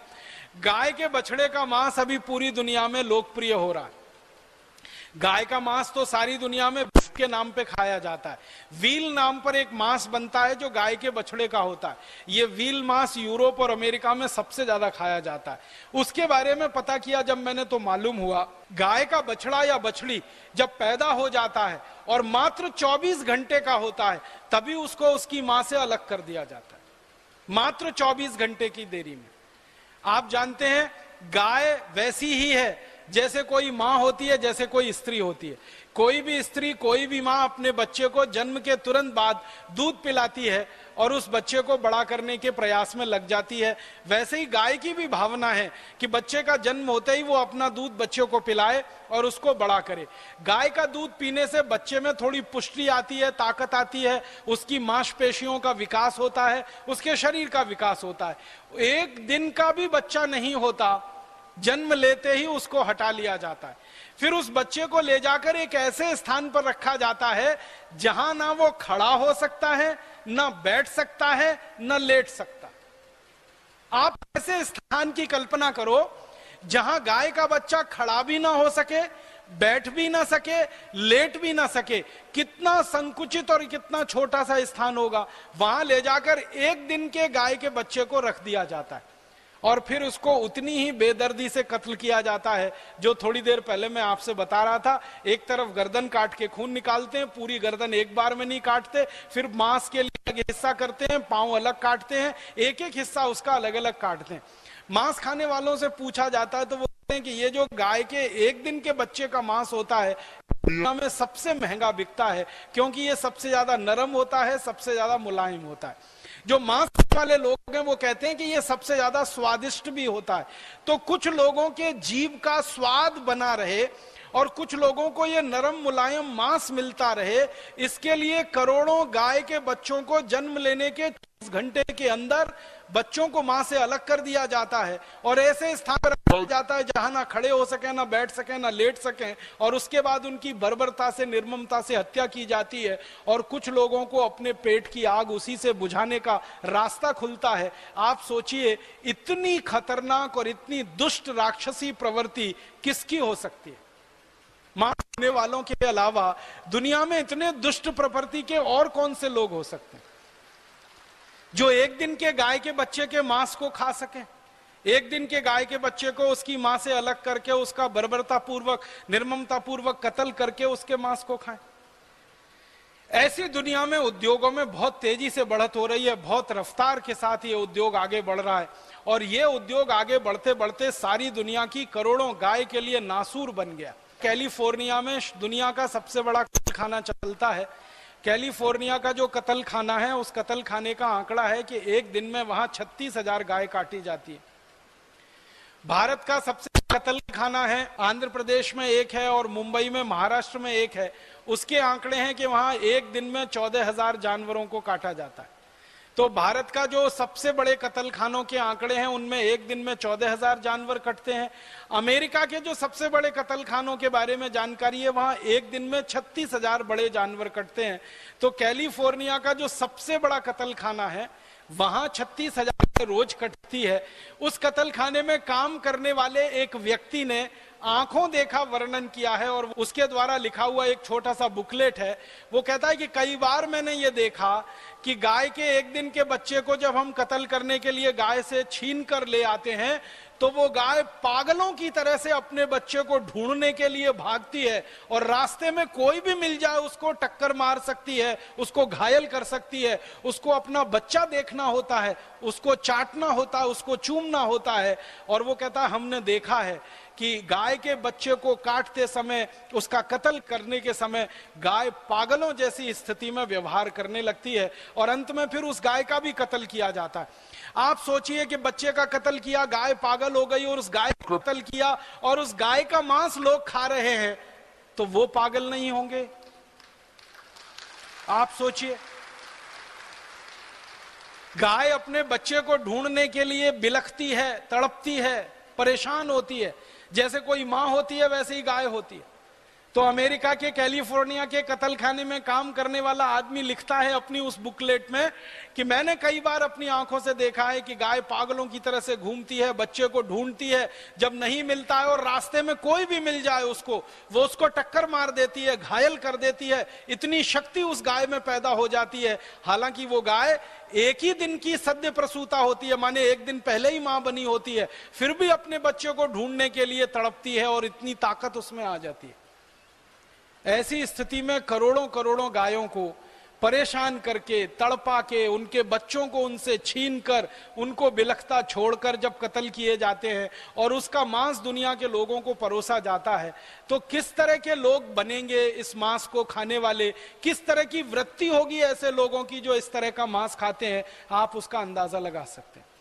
हमारे भारत में हजारों वर्षों से एक बात कही जाती है और वो बात 100% सच है, जैसा खाओ अन्न वैसा बने मन। अगर आप ऐसे तड़पती हुई गाय के, बिलखती हुई गाय के बछड़े का मांस खाएंगे, अगर आप ऐसी तड़पती हुई गाय, बिलखती हुई गाय का मांस खाएंगे, या जानवरों पर क्रूर हिंसा द्वारा पैदा किए हुए मांस को आप खाएंगे, दुनिया में खतरनाक किस्म के चोर, डकैत, लुच्चे, लफंगे, लुटेरे, बलात्कारी, व्यभिचारी लोग पैदा हों जो इस तरह के मांस को खाने के बाद निकलें, उनमें से सात्विक लोगों के निकलने की तो दूर दूर तक संभावना नहीं। क्योंकि हम जानते हैं और मानते हैं जैसा खाओ अन्न वैसा बने मन। तो इस तरह का मांस अगर खाते हैं और उस तरह के मांस को खाकर हम हमारा जीवन चलाते हैं और उसको आगे बढ़ाते हैं, तो इससे ज्यादा तो खराब लोगों के पैदा होने का दूसरा कोई तंत्र दुनिया में नहीं है। इसलिए मुझे ऐसा लगता है कि ये मांस खाने वाले लोगों के बारे में और मांस का उत्पादन करने लोगों के बारे में सारी दुनिया में एक राय बननी चाहिए और एक अभियान चलना चाहिए कि हर मांसाहारी आदमी को समझाया जाए और उसको शाकाहारी बनाया जाए, और मांस पैदा करने वाले उद्योगों को कहा जाए कि भाई तुमको पैसा कमाना है, उद्योग चलाना है, रोजी रोटी चलानी है, तो दुनिया में बहुत सारे अच्छे काम है करने के लिए। गेहूं का उत्पादन करो, मांस का उत्पादन क्यों करते हो? चावल का उत्पादन करो, मांस का उत्पादन क्यों करते हो? दूध का उत्पादन करो, मांस का उत्पादन क्यों करते हो? दही और घी का उत्पादन करो, मांस का उत्पादन क्यों करते हो? क्योंकि दूध दही घी भी उन्हीं जानवरों से मिलता है जिन जानवरों से मांस मिलता है। एक छोटी सी बात और मैं आपसे कहना चाहता हूं, वो ये कि सारी दुनिया में मांस से बनने वाला भोजन है और सबसे ज्यादा जो बिकने वाला भोजन है उसको हैमबर्गर कहते हैं। उसको शॉर्ट में बर्गर कह देते हैं, उसका मूल नाम है हैमबर्गर। ये हैमबर्गर जो बनाया जाता है ये गाय के मांस से बनाया जाता है। ये गाय के मांस से बनने वाला हैमबर्गर ये बनता है, मैं थोड़ी देर जो पहले बताया था, गाय के एक दिन पहले के पैदा हुए बच्चे के मांस से हैमबर्गर उसी से बनता है। गाय का बछड़ा जो पैदा हुआ 24 घंटे में गाय से उसको अलग कर दिया, उसका कत्ल करके जो मांस पैदा हुआ उससे हैमबर्गर बनता है। तो ये जो हैमबर्गर बनाया जाता है सारी दुनिया में, और इसको बनाने वाली जो कंपनी है पूरी दुनिया में, वो इसी तरह गाय का पालन करती हैं और बछड़ों को गायों से अलग कर करके उनका मांस बनाते हैं। अब ये हैमबर्गर बनाते समय इसका रंग सफेद रहे और इसका रंग लाल हो जाए, उसकी कीमत में जमीन आसमान का अंतर आ जाता है। अगर सफेद रंग का मांस है वो बहुत कीमती है, लाल रंग का मांस हो जाएगा उसकी कीमत गिर जाती है। तो गाय का बछड़े का मांस हैमबर्गर बनाते समय पूरा सफेद रहे, एकदम व्हाइट एंड व्हाइट रहे, उसमें थोड़ा भी लाल रंग ना आने पाए, रेडिश ना होने पाए, इसके लिए गाय को बहुत सारे दिनों तक भूखा रख के उसको एनीमिया का शिकार बनाया जाता है। आप जानते हैं एक बीमारी होती है एनीमिया, जिसको हम सब कहते हैं ना, रक्त की कमी, खून की कमी, रक्त की अल्पता, खून की अल्पता। तो गाय के शरीर में अगर खून जरूरत से ज्यादा है तो उसका जो मांस निकलेगा और उसके बच्चे का मांस निकलेगा वो हल्के लाल रंग का हो जाएगा। लेकिन हल्के लाल रंग का जो मांस है उसकी कीमत गिर जाती है दुनिया में, वो कम कीमत पे बिकता है। इसलिए ज्यादा कीमत पर मांस बिके, गाय के बछड़े का अधिक कीमत मिले, इसके लिए गाय को एनीमिया नाम की बीमारी का शिकार बनाते हैं, रक्त की अल्पता नाम की बीमारी का शिकार बनाया जाता है। और गाय को इस बीमारी का शिकार बना के उसके बच्चे को इस बीमारी में लाया जाता है। तो गाय गर्भवती होती है, मां बनने वाली होती है, तो गर्भ के समय में उसको जो पोषण मिलना चाहिए ताकि उसको रक्त की कमी ना हो, खून की कमी हो, जैसे हम हमारे घर में हमारी मां की देखभाल करते हैं जो गर्भवती होती है, और हमेशा ये ध्यान रखा जाता है कि गर्भवती मां को कभी भी रक्त की कमी ना हो, खून की कमी ना हो। इसके लिए डॉक्टर अलग तरह से दवाएं लिखता है, घर वाले भोजन की अलग व्यवस्था करते हैं। ऐसे ही गाय के साथ होता है। लेकिन ये कितने क्रूर लोग हैं, कितने दुष्ट लोग हैं जो मांस का उत्पादन करते हैं पूरी दुनिया में, कि ये हैमबर्गर बना सफेद रंग का मांस मिले तो ज्यादा अच्छा बनेगा, तो उसके लिए गाय के खून में कमी आए, गाय के बच्चे के खून में कमी आए, तो गाय को गर्भावस्था में पूरा खाना नहीं देते, आधा भूखा रखते हैं उसको, भी तो उसके कुल भूख का मात्र 1/3 खाना ही देते हैं। और कितने दिन, लगभग गाय के पूरी गर्भावस्था के समय में, जो वो लगभग 9 महीने 10 महीने तक, गाय लगभग 9 महीने में मां बनती है, भैंस लगभग 10 महीने में मां बनती है। तो गाय को 9 महीने तक लगातार पूरा भोजन ना देकर, कम भोजन देकर, उसकी जरूरत का 1/3 और आधा ही भोजन देकर उसको जिंदा रखा जाता है। और मरने ना पाए और ठीक से जिंदा भी ना रहने पाए, उसी स्थिति में उसको रख के उसको खून की कमी पैदा की जाती है, और उस खून की कमी में उसका मांस थोड़ा सफेद हो जाता है। आपने देखा है किसी व्यक्ति में खून की कमी हो, किसी माँ बहन बेटी को खून की कमी हो ना, तो लगती है कि वो थोड़ी गोरी है। बहुत सारी माताएं बहनें बेटियां जो दिखने में बहुत गोरी लगती हैं, उनका जब रक्त परीक्षण किया जाता है तो पता चला खून की कमी होती है। उनको लगता है कि वो गोरी दिख रही हैं, ज्यादा सफेद दिख रही हैं, रंग में थोड़ा हल्का पीलापन आया। वास्तविकता जब पता चलती है कि खून की कमी है, शरीर में रक्त की कमी है, तो जब रक्त की कमी होती है तो शरीर में हल्का पीलापन और सफेदी आ जाती है। तो गाय के शरीर में भी खून की कमी लाके उसमें सफेदी और पीलापन लाया जाता है, ताकि उसका मांस सफेद निकले, उसके बच्चे का मांस सफेद निकले, और उसके बाद फिर उसकी हत्या हो, और उसकी हत्या के बाद मांस सारी दुनिया में बेचा जाए। इतनी क्रूरता गाय, बच्चे और जानवरों के साथ मांस का उत्पादन करने वाले लोग करते रहते हैं। और इस क्रूरता में हर दिन अमेरिका में 90,000 गाय कटती है। इस क्रूरता में हर दिन 90,000 गाय इसी क्रूरता के साथ अमेरिका में काटी जाती है। जब हम रात को सोकर सवेरे उठते हैं और 24 घंटे हमारे दिन के बीत जाते हैं, उतनी देर में अमेरिका में 90,000 गाय कट जाती है। भारत में भी आंकड़े बहुत खराब हैं। इस भारत देश में भी हर दिन लगभग 14,000 गाय कट जाती है इसी क्रूरता से। मुझे बहुत अफसोस है ये कहते हुए कि अमेरिका में तो गाय को कत्ल करने के लिए बाकायदा कानून है। अमेरिका में केंद्र स्तर पर कानून है, राज्य स्तर पर कानून है। अमेरिका में 50 राज्य हैं, 50 राज्यों की राज्य सरकारों ने गाय को कत्ल करने के लिए कानून बना रखे हैं। लेकिन भारत में तो 17 राज्य ऐसे हैं जिनकी राज्य सरकारों ने गाय के संरक्षण के लिए कानून बना रखे हैं। गाय का कत्ल नहीं होना चाहिए, इसके लिए कानून बना रखे हैं। फिर भी भारत के उन 17 राज्यों में रोज गाय कटती है, और रोज कटने वाले गाय की संख्या इस समय 14,000 के आसपास है। अमेरिका में हर साल लगभग 1,000 करोड़ जानवर कटते, हर साल 1,000 करोड़ जानवर कटते। इसी तरह यूरोप के देशों में हर साल करीब 700 करोड़ जानवर कटते हैं। इसी तरह चीन में हर साल लगभग 350 से 400 करोड़ के आसपास जानवर कटते हैं। और भारत में हर साल, मैंने आपसे करीब 10 करोड़ जानवर कटते हैं। सारी दुनिया में ये कटने वाले जानवर की संख्या लगातार बढ़े और इसकी वृद्धि हो, इसके लिए मांस उत्पादन करने वाली कंपनियां लगी हुई हैं। सारी दुनिया में सबसे ज्यादा शोध हुई है पिछले 50 साल में इस विषय पर कि शाकाहारी जीवन अच्छा या मांसाहारी जीवन अच्छा। दुनिया के सभी वैज्ञानिकों ने और डॉक्टरों ने यह बताया है, अमेरिका के भी वैज्ञानिक, यूरोप के भी वैज्ञानिक, भारत के वैज्ञानिक, चीन के और लैटिन अमेरिका के, दुनिया के सभी क्षेत्रों के वैज्ञानिक इस बात पर सहमत हैं कि शाकाहारी व्यक्ति ज्यादा स्वस्थ होता है, मांसाहारी व्यक्ति हमेशा बीमार रहता है और हमेशा तकलीफों में रहता है।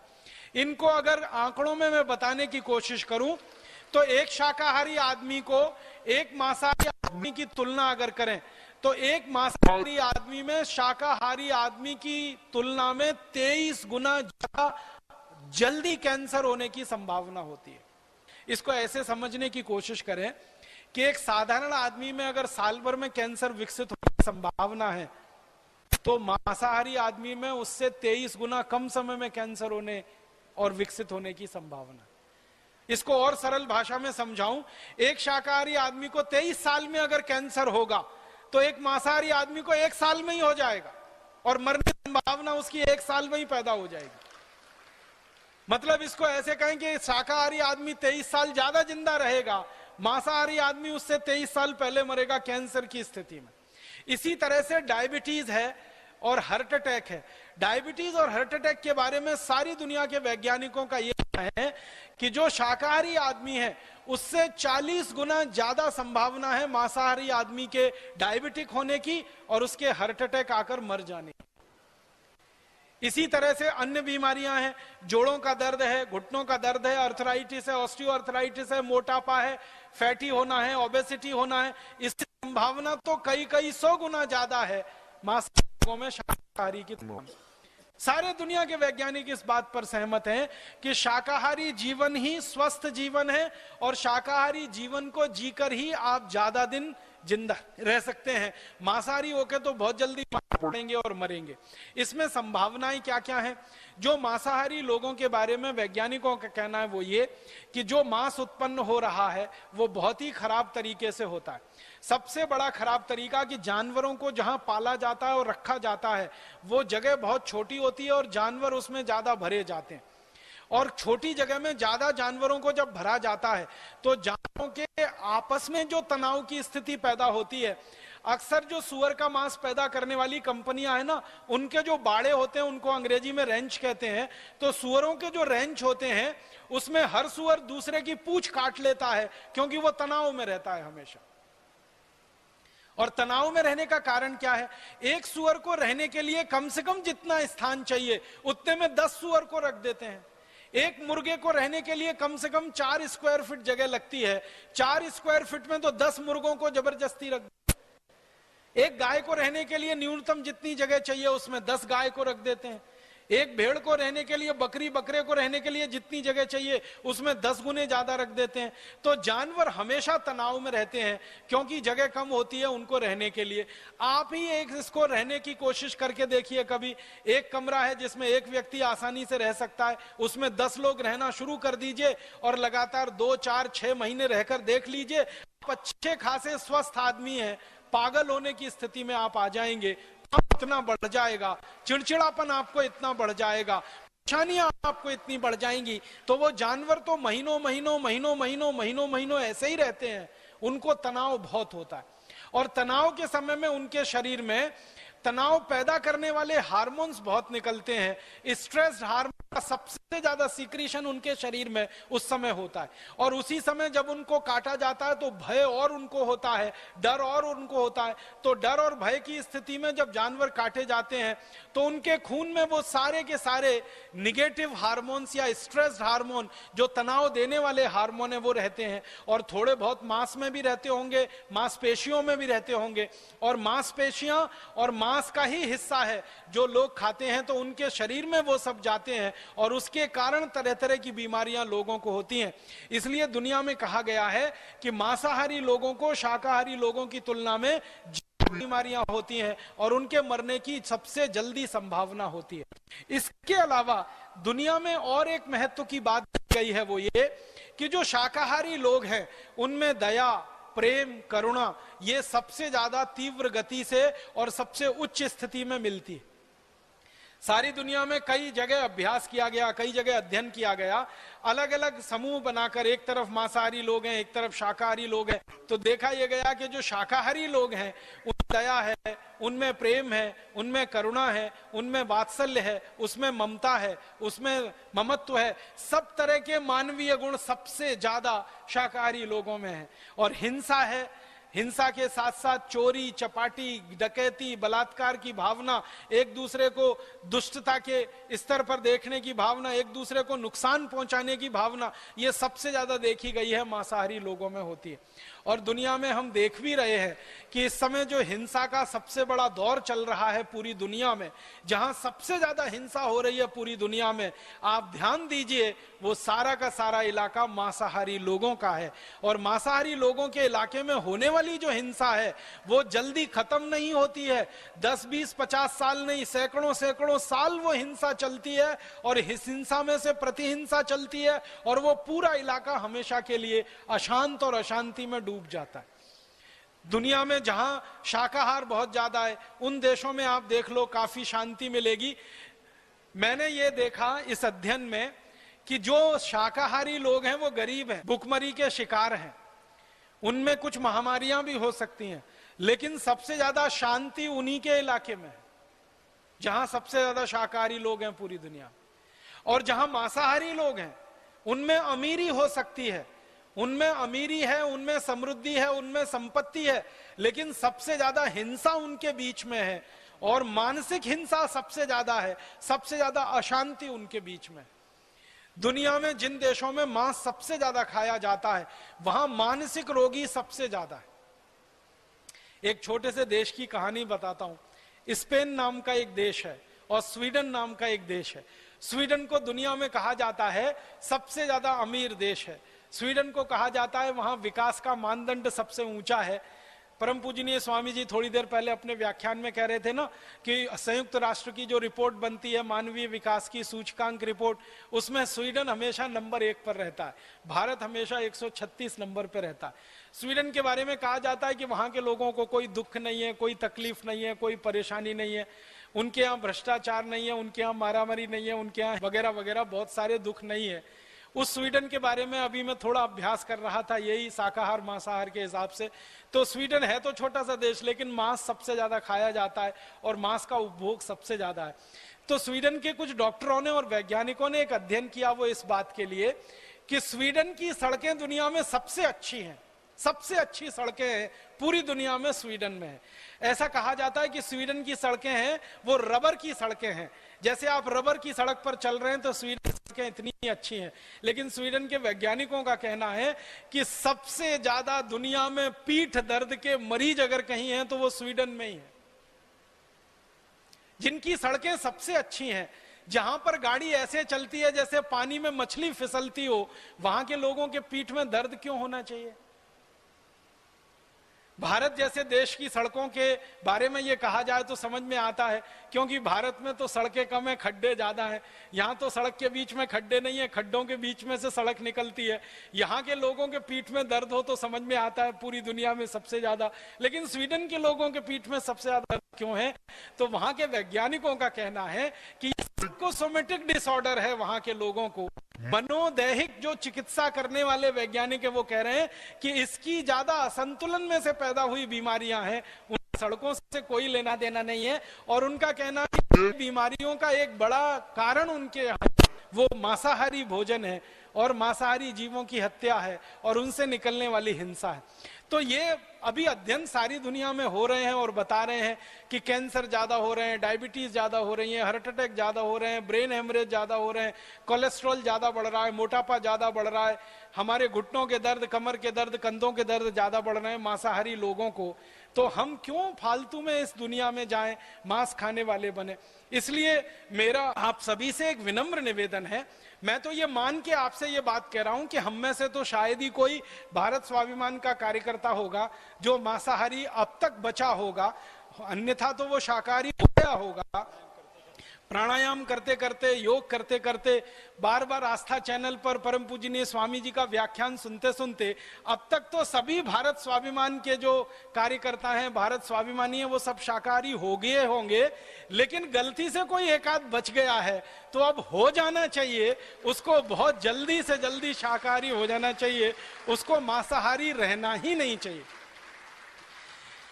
अभी कई बार ये मांसाहारी लोग एक कुतर्क देते हैं, वो ये देते हैं कि मांस में प्रोटीन ज्यादा मिलती है, और प्रोटीन का दूसरा हमारे पास कौन सा स्रोत है अगर हम मांस नहीं खाएं तो? आपको सुनकर ताज्जुब होगा और हैरानी होगी कि मांस में जितनी प्रोटीन मिलती है लगभग उतनी ही और उससे थोड़ी ज्यादा प्रोटीन हमको दालों में मिलती है। अगर आप 1 किलो मांस खाते हैं और 1 किलो मांस में जितनी प्रोटीन आपको मिलने की है उससे ज्यादा प्रोटीन 1 किलो मूंग की दाल खा लो, उसमें मिल जाएगी आपको। 1 लीटर दूध पी लो, उसमें उससे ज्यादा प्रोटीन आपको मिल जाएगी। और 1 लीटर जो है ना, अगर आपको कैल्शियम चाहिए और कैल्शियम के साथ साथ दूसरे माइक्रो न्यूट्रिएंट्स चाहिए तो 1 किलो मांस खाने से अच्छा 1 लीटर गन्ने का रस पी लो, 1 लीटर संतरे का रस पी लो, 1 लीटर मौसम्मी का रस पी लो, गाजर का रस पी लो, टमाटर का रस पी लो। मांस से तो कई गुना सस्ता है और कैल्शियम देने में मांस से ज्यादा आगे है, प्रोटीन देने में आगे है, हजम बहुत जल्दी हो जाता है, पाचन उसका बहुत जल्दी हो जाता है। तो 1 किलो मांस खाने से अच्छा 1 किलो दूध पीना, 1 किलो मांस खाने से अच्छा 1 किलो दाल खाना, 1 किलो मांस खाने से अच्छा 1 लीटर जूस पी लेना। हर स्थिति में शाकाहारी भोजन मांसाहारी भोजन से क्वालिटी में बहुत अच्छा है और कीमत में बहुत सस्ता है। मैंने अभी थोड़ी देर पहले एक कैलकुलेशन किया, वो ये कि अगर हम 1 एकड़ खेत में खेती करें और 1 एकड़ खेत की खेती में साल में 4 फसल लें और 4 फसल में गेहूं भी हो, 4 फसल में चावल भी हो जाए, 4 फसल में दालें भी हो जाएं, कुछ सब्जियां भी हो जाएं, तो 1 एकड़ खेत में जितनी खेती हम करेंगे साल भर में उसमें 22 लोगों का भोजन हम दे सकते हैं। 1 एकड़ खेत में खेती करके 22 लोगों का पेट भरा जा सकता है पूरे साल में जितना उत्पादन होगा। उसी 1 एकड़ खेत में जितना अन्न पैदा हो उस पूरे अन्न को किसी जानवर को खिलाया जाए और उसका मांस पैदा किया जाए तो उस मांस से पूरे साल में सिर्फ 2 लोगों का ही पेट भर सकता है। 1 एकड़ खेत में हम खेती करके अन्न पैदा करें तो 22 लोगों का भोजन मिलता है। उसी 1 एकड़ खेत में जो अन्न पैदा हो रहा है वो जानवरों को खिला दिया जाए, जो जानवर उस मांस को खाएंगे और उसमें से जो मांस पैदा होकर आदमी को खाने को मिलेगा वो सिर्फ 2 आदमी का पेट भर सकता है। बहुत साल पहले हमारे देश में एक महान विचारक और चिंतक पैदा हुए, महर्षि दयानंद सरस्वती। महर्षि दयानंद सरस्वती जी ने एक बहुत सुंदर पुस्तक लिखी है। बहुत छोटी सी पुस्तक है लेकिन बहुत ही सुंदर है। मेरे विद्यार्थी जीवन में मैंने उस पुस्तक को बार बार पढ़ा था। उस पुस्तक का नाम है गो करुणा निधि। गो करुणा निधि पहली पुस्तक थी जिसको मैंने पढ़ा जिसमें गाय के बारे में आर्थिक मूल्यांकन और विश्लेषण प्रस्तुत किया गया था। महर्षि दयानंद सरस्वती के पहले शायद किसी भारतीय चिंतक और विचारक को गाय के आर्थिक पक्ष के बारे में इतना बड़ा अंदाजा नहीं था। तो महर्षि दयानंद जी ने भी यही लिखा है कि एक गाय को काटकर उसका मांस खिलाओ तो बहुत मामूली से थोड़े से लोगों का जीवन चल सकता है, लेकिन उसी गाय को जिंदा रखो और उसके दूध का और दूध के अलावा दूसरी वस्तुओं का उपयोग करो तो उससे कई गुना ज्यादा लोगों का जीवन चलाने का रास्ता खुलता है। तो महर्षि दयानंद सरस्वती ने जो बात 1870 के पहले कभी समझी, सोची और लिखी, वो बात अभी 2009 में भी उतनी ही खरी और सत्य है और उतनी ही प्रामाणिक है जो आज से वो लगभग 140-145 साल पहले थी और इतनी ही प्रासंगिक है। तो हम तो सब महर्षि दयानंद के पुत्र हैं, हम तो सब महर्षि दयानंद के मार्गी हैं, हम तो सब उनकी शिक्षाओं को लेकर अपने जीवन में आगे बढ़ने और चलने वाले लोग हैं। हम तो सब महर्षि दयानंद जैसे महान महान विचारक और महापुरुषों के द्वारा जो दी गई शिक्षाएं हैं उनको अपने जीवन में धारण करके आगे बढ़ने वाले लोग हैं। हम तो भगवान राम के, भगवान कृष्ण के वंशज हैं। हम तो भगवान महावीर, महात्मा बुद्ध के वंशज हैं। भगवान महावीर का तो सारा जीवन ही दया, प्रेम, करुणा की शिक्षा देने में और लोगों को शाकाहारी बनाने में ही बीता है। 2500 साल पहले उन्होंने जो कुछ कहा अहिंसा के लिए, सत्य के लिए, अपरिग्रह के लिए, वो सब 2500 साल बाद भी उतना ही प्रासंगिक है और महत्वपूर्ण है। तो भगवान महावीर की शिक्षाएं हो, महात्मा बुद्ध की शिक्षाएं हो, या हमारे देश में महर्षि दयानंद की शिक्षाएं हो, या महात्मा गांधी जैसे लोगों, विचारकों की शिक्षाएं हो, इन सबके आदर्शों को लेकर तो चलने वाले लोग हैं। भारत स्वाभिमानी है हम सब। तो मुझे लगता है कि हमको तो जल्दी से जल्दी इस रास्ते पे चलकर दूसरों को तेजी से शाकाहारी बनाने के लिए काम में लग जाना चाहिए, ताकि भारत की जो 30% आबादी गलती से, अज्ञान से मांसाहार की तरफ बढ़ गई है। भारत में तो अभी गनीमत है कि 30% आबादी ही गलती से मांसाहार की तरफ बढ़ी है, अज्ञान के कारण मांसाहार की तरफ बढ़ी है। इस 30% भारत की आबादी को जल्दी से शाकाहारी बना ले और दुनिया की आबादी को शाकाहारी बनाने के लिए काम में लग जाएं। तो मैंने आपसे विनम्रता पूर्वक कहा था सबसे पहले कि जितना अन्न उत्पादन आज हो रहा है इसमें 1 किलो की भी बढ़ोतरी ना हो और सारी दुनिया में मांस के कत्ल खाने बंद हो जाएं, तो जितना भोजन हम आज पैदा कर रहे हैं उतने भोजन से 1300 करोड़ लोगों का पेट भर सकता है। अभी तो हम सिर्फ 650 करोड़ हैं पूरी दुनिया में। माने पूरी दुनिया की भूख मिट सकती है, पूरी दुनिया की बेबसी खत्म हो सकती है, लोगों की लाचारी खत्म हो सकती है। हर दिन 40,000 लोग, बच्चे भूख से जो मर रहे हैं उनको बचाया जा सकता है। सारी दुनिया के पर्यावरण को सुरक्षित रखा जा सकता है और दुनिया में गर्मी पैदा करने वाले जो कारक हैं उन कारकों में मांस सबसे बड़ा कारण बन गया है। इसको खत्म किया जाए तो गर्मी कम की जा सकती है, सारी दुनिया के जंगल बचाए जा सकते हैं, पीने वाले पानी का सदुपयोग किया जा सकता है, उस पानी को बचाया जा सकता है, बेहतर कामों में लगाया जा सकता है। ये सब फायदे ही फायदे हैं। बस नुकसान एक ही है कि मांसाहारी लोग अगर दुनिया में शाकाहारी हो गए, मांस पैदा करने वालों को कोई दूसरा रोजगार ढूंढना पड़ेगा, कोई दूसरा उद्योग चलाना पड़ेगा और दूसरी जगह अपनी प्रतिभा को लगाना पड़ेगा। एक ही ये परिवर्तन होगा उनकी तरफ से, बाकी सद परिवर्तन तो पूरी दुनिया के लोगों में हो जाएंगे। तो इस भावना के साथ मैं इस व्याख्यान को समाप्त करता हूं कि हम सब शाकाहारी बने, दुनिया को शाकाहारी बनने के लिए प्रेरित करें। हम दुनिया के लोगों में शाकाहार का प्रचार करें और दुनिया के लोगों को मांसाहारी बनने से रोकें, जानवरों के ऊपर दया करें, उनके ऊपर प्रेम करें, उनके ऊपर करुणा करें, क्योंकि हम भारतवासी मानते हैं कि हम में जैसी आत्मा है जानवरों में भी वैसी आत्मा है। आत्मा हमारी और जानवरों की समान है। जब आत्मा उनकी और हमारी समान है और हम एक ही परमपिता ईश्वर की संतान है, तो हम सब भाई बहन ही जैसे हैं और जानवर भी हमारे भाई बहन जैसे हैं, संबंधी जैसे ही है। तो हमारे संबंधी, हमारे भाई बहन जैसे दया प्रेम करुणा के पात्र जानवर, उनको हम बचाएं, इन पशुओं को हम बचाएं, तो उनको नहीं बचाएंगे, हम अंत में अपने आप को बचाएंगे। ये हमारे लिए अभीष्ट है और यही हमारा उद्देश्य है। इसमें हम सब लगे, ईश्वर हमें सफलता दे और हमें प्रेरणा मिलती रहे। ऐसी भावना के साथ आप सभी का आभार, बहुत बहुत धन्यवाद।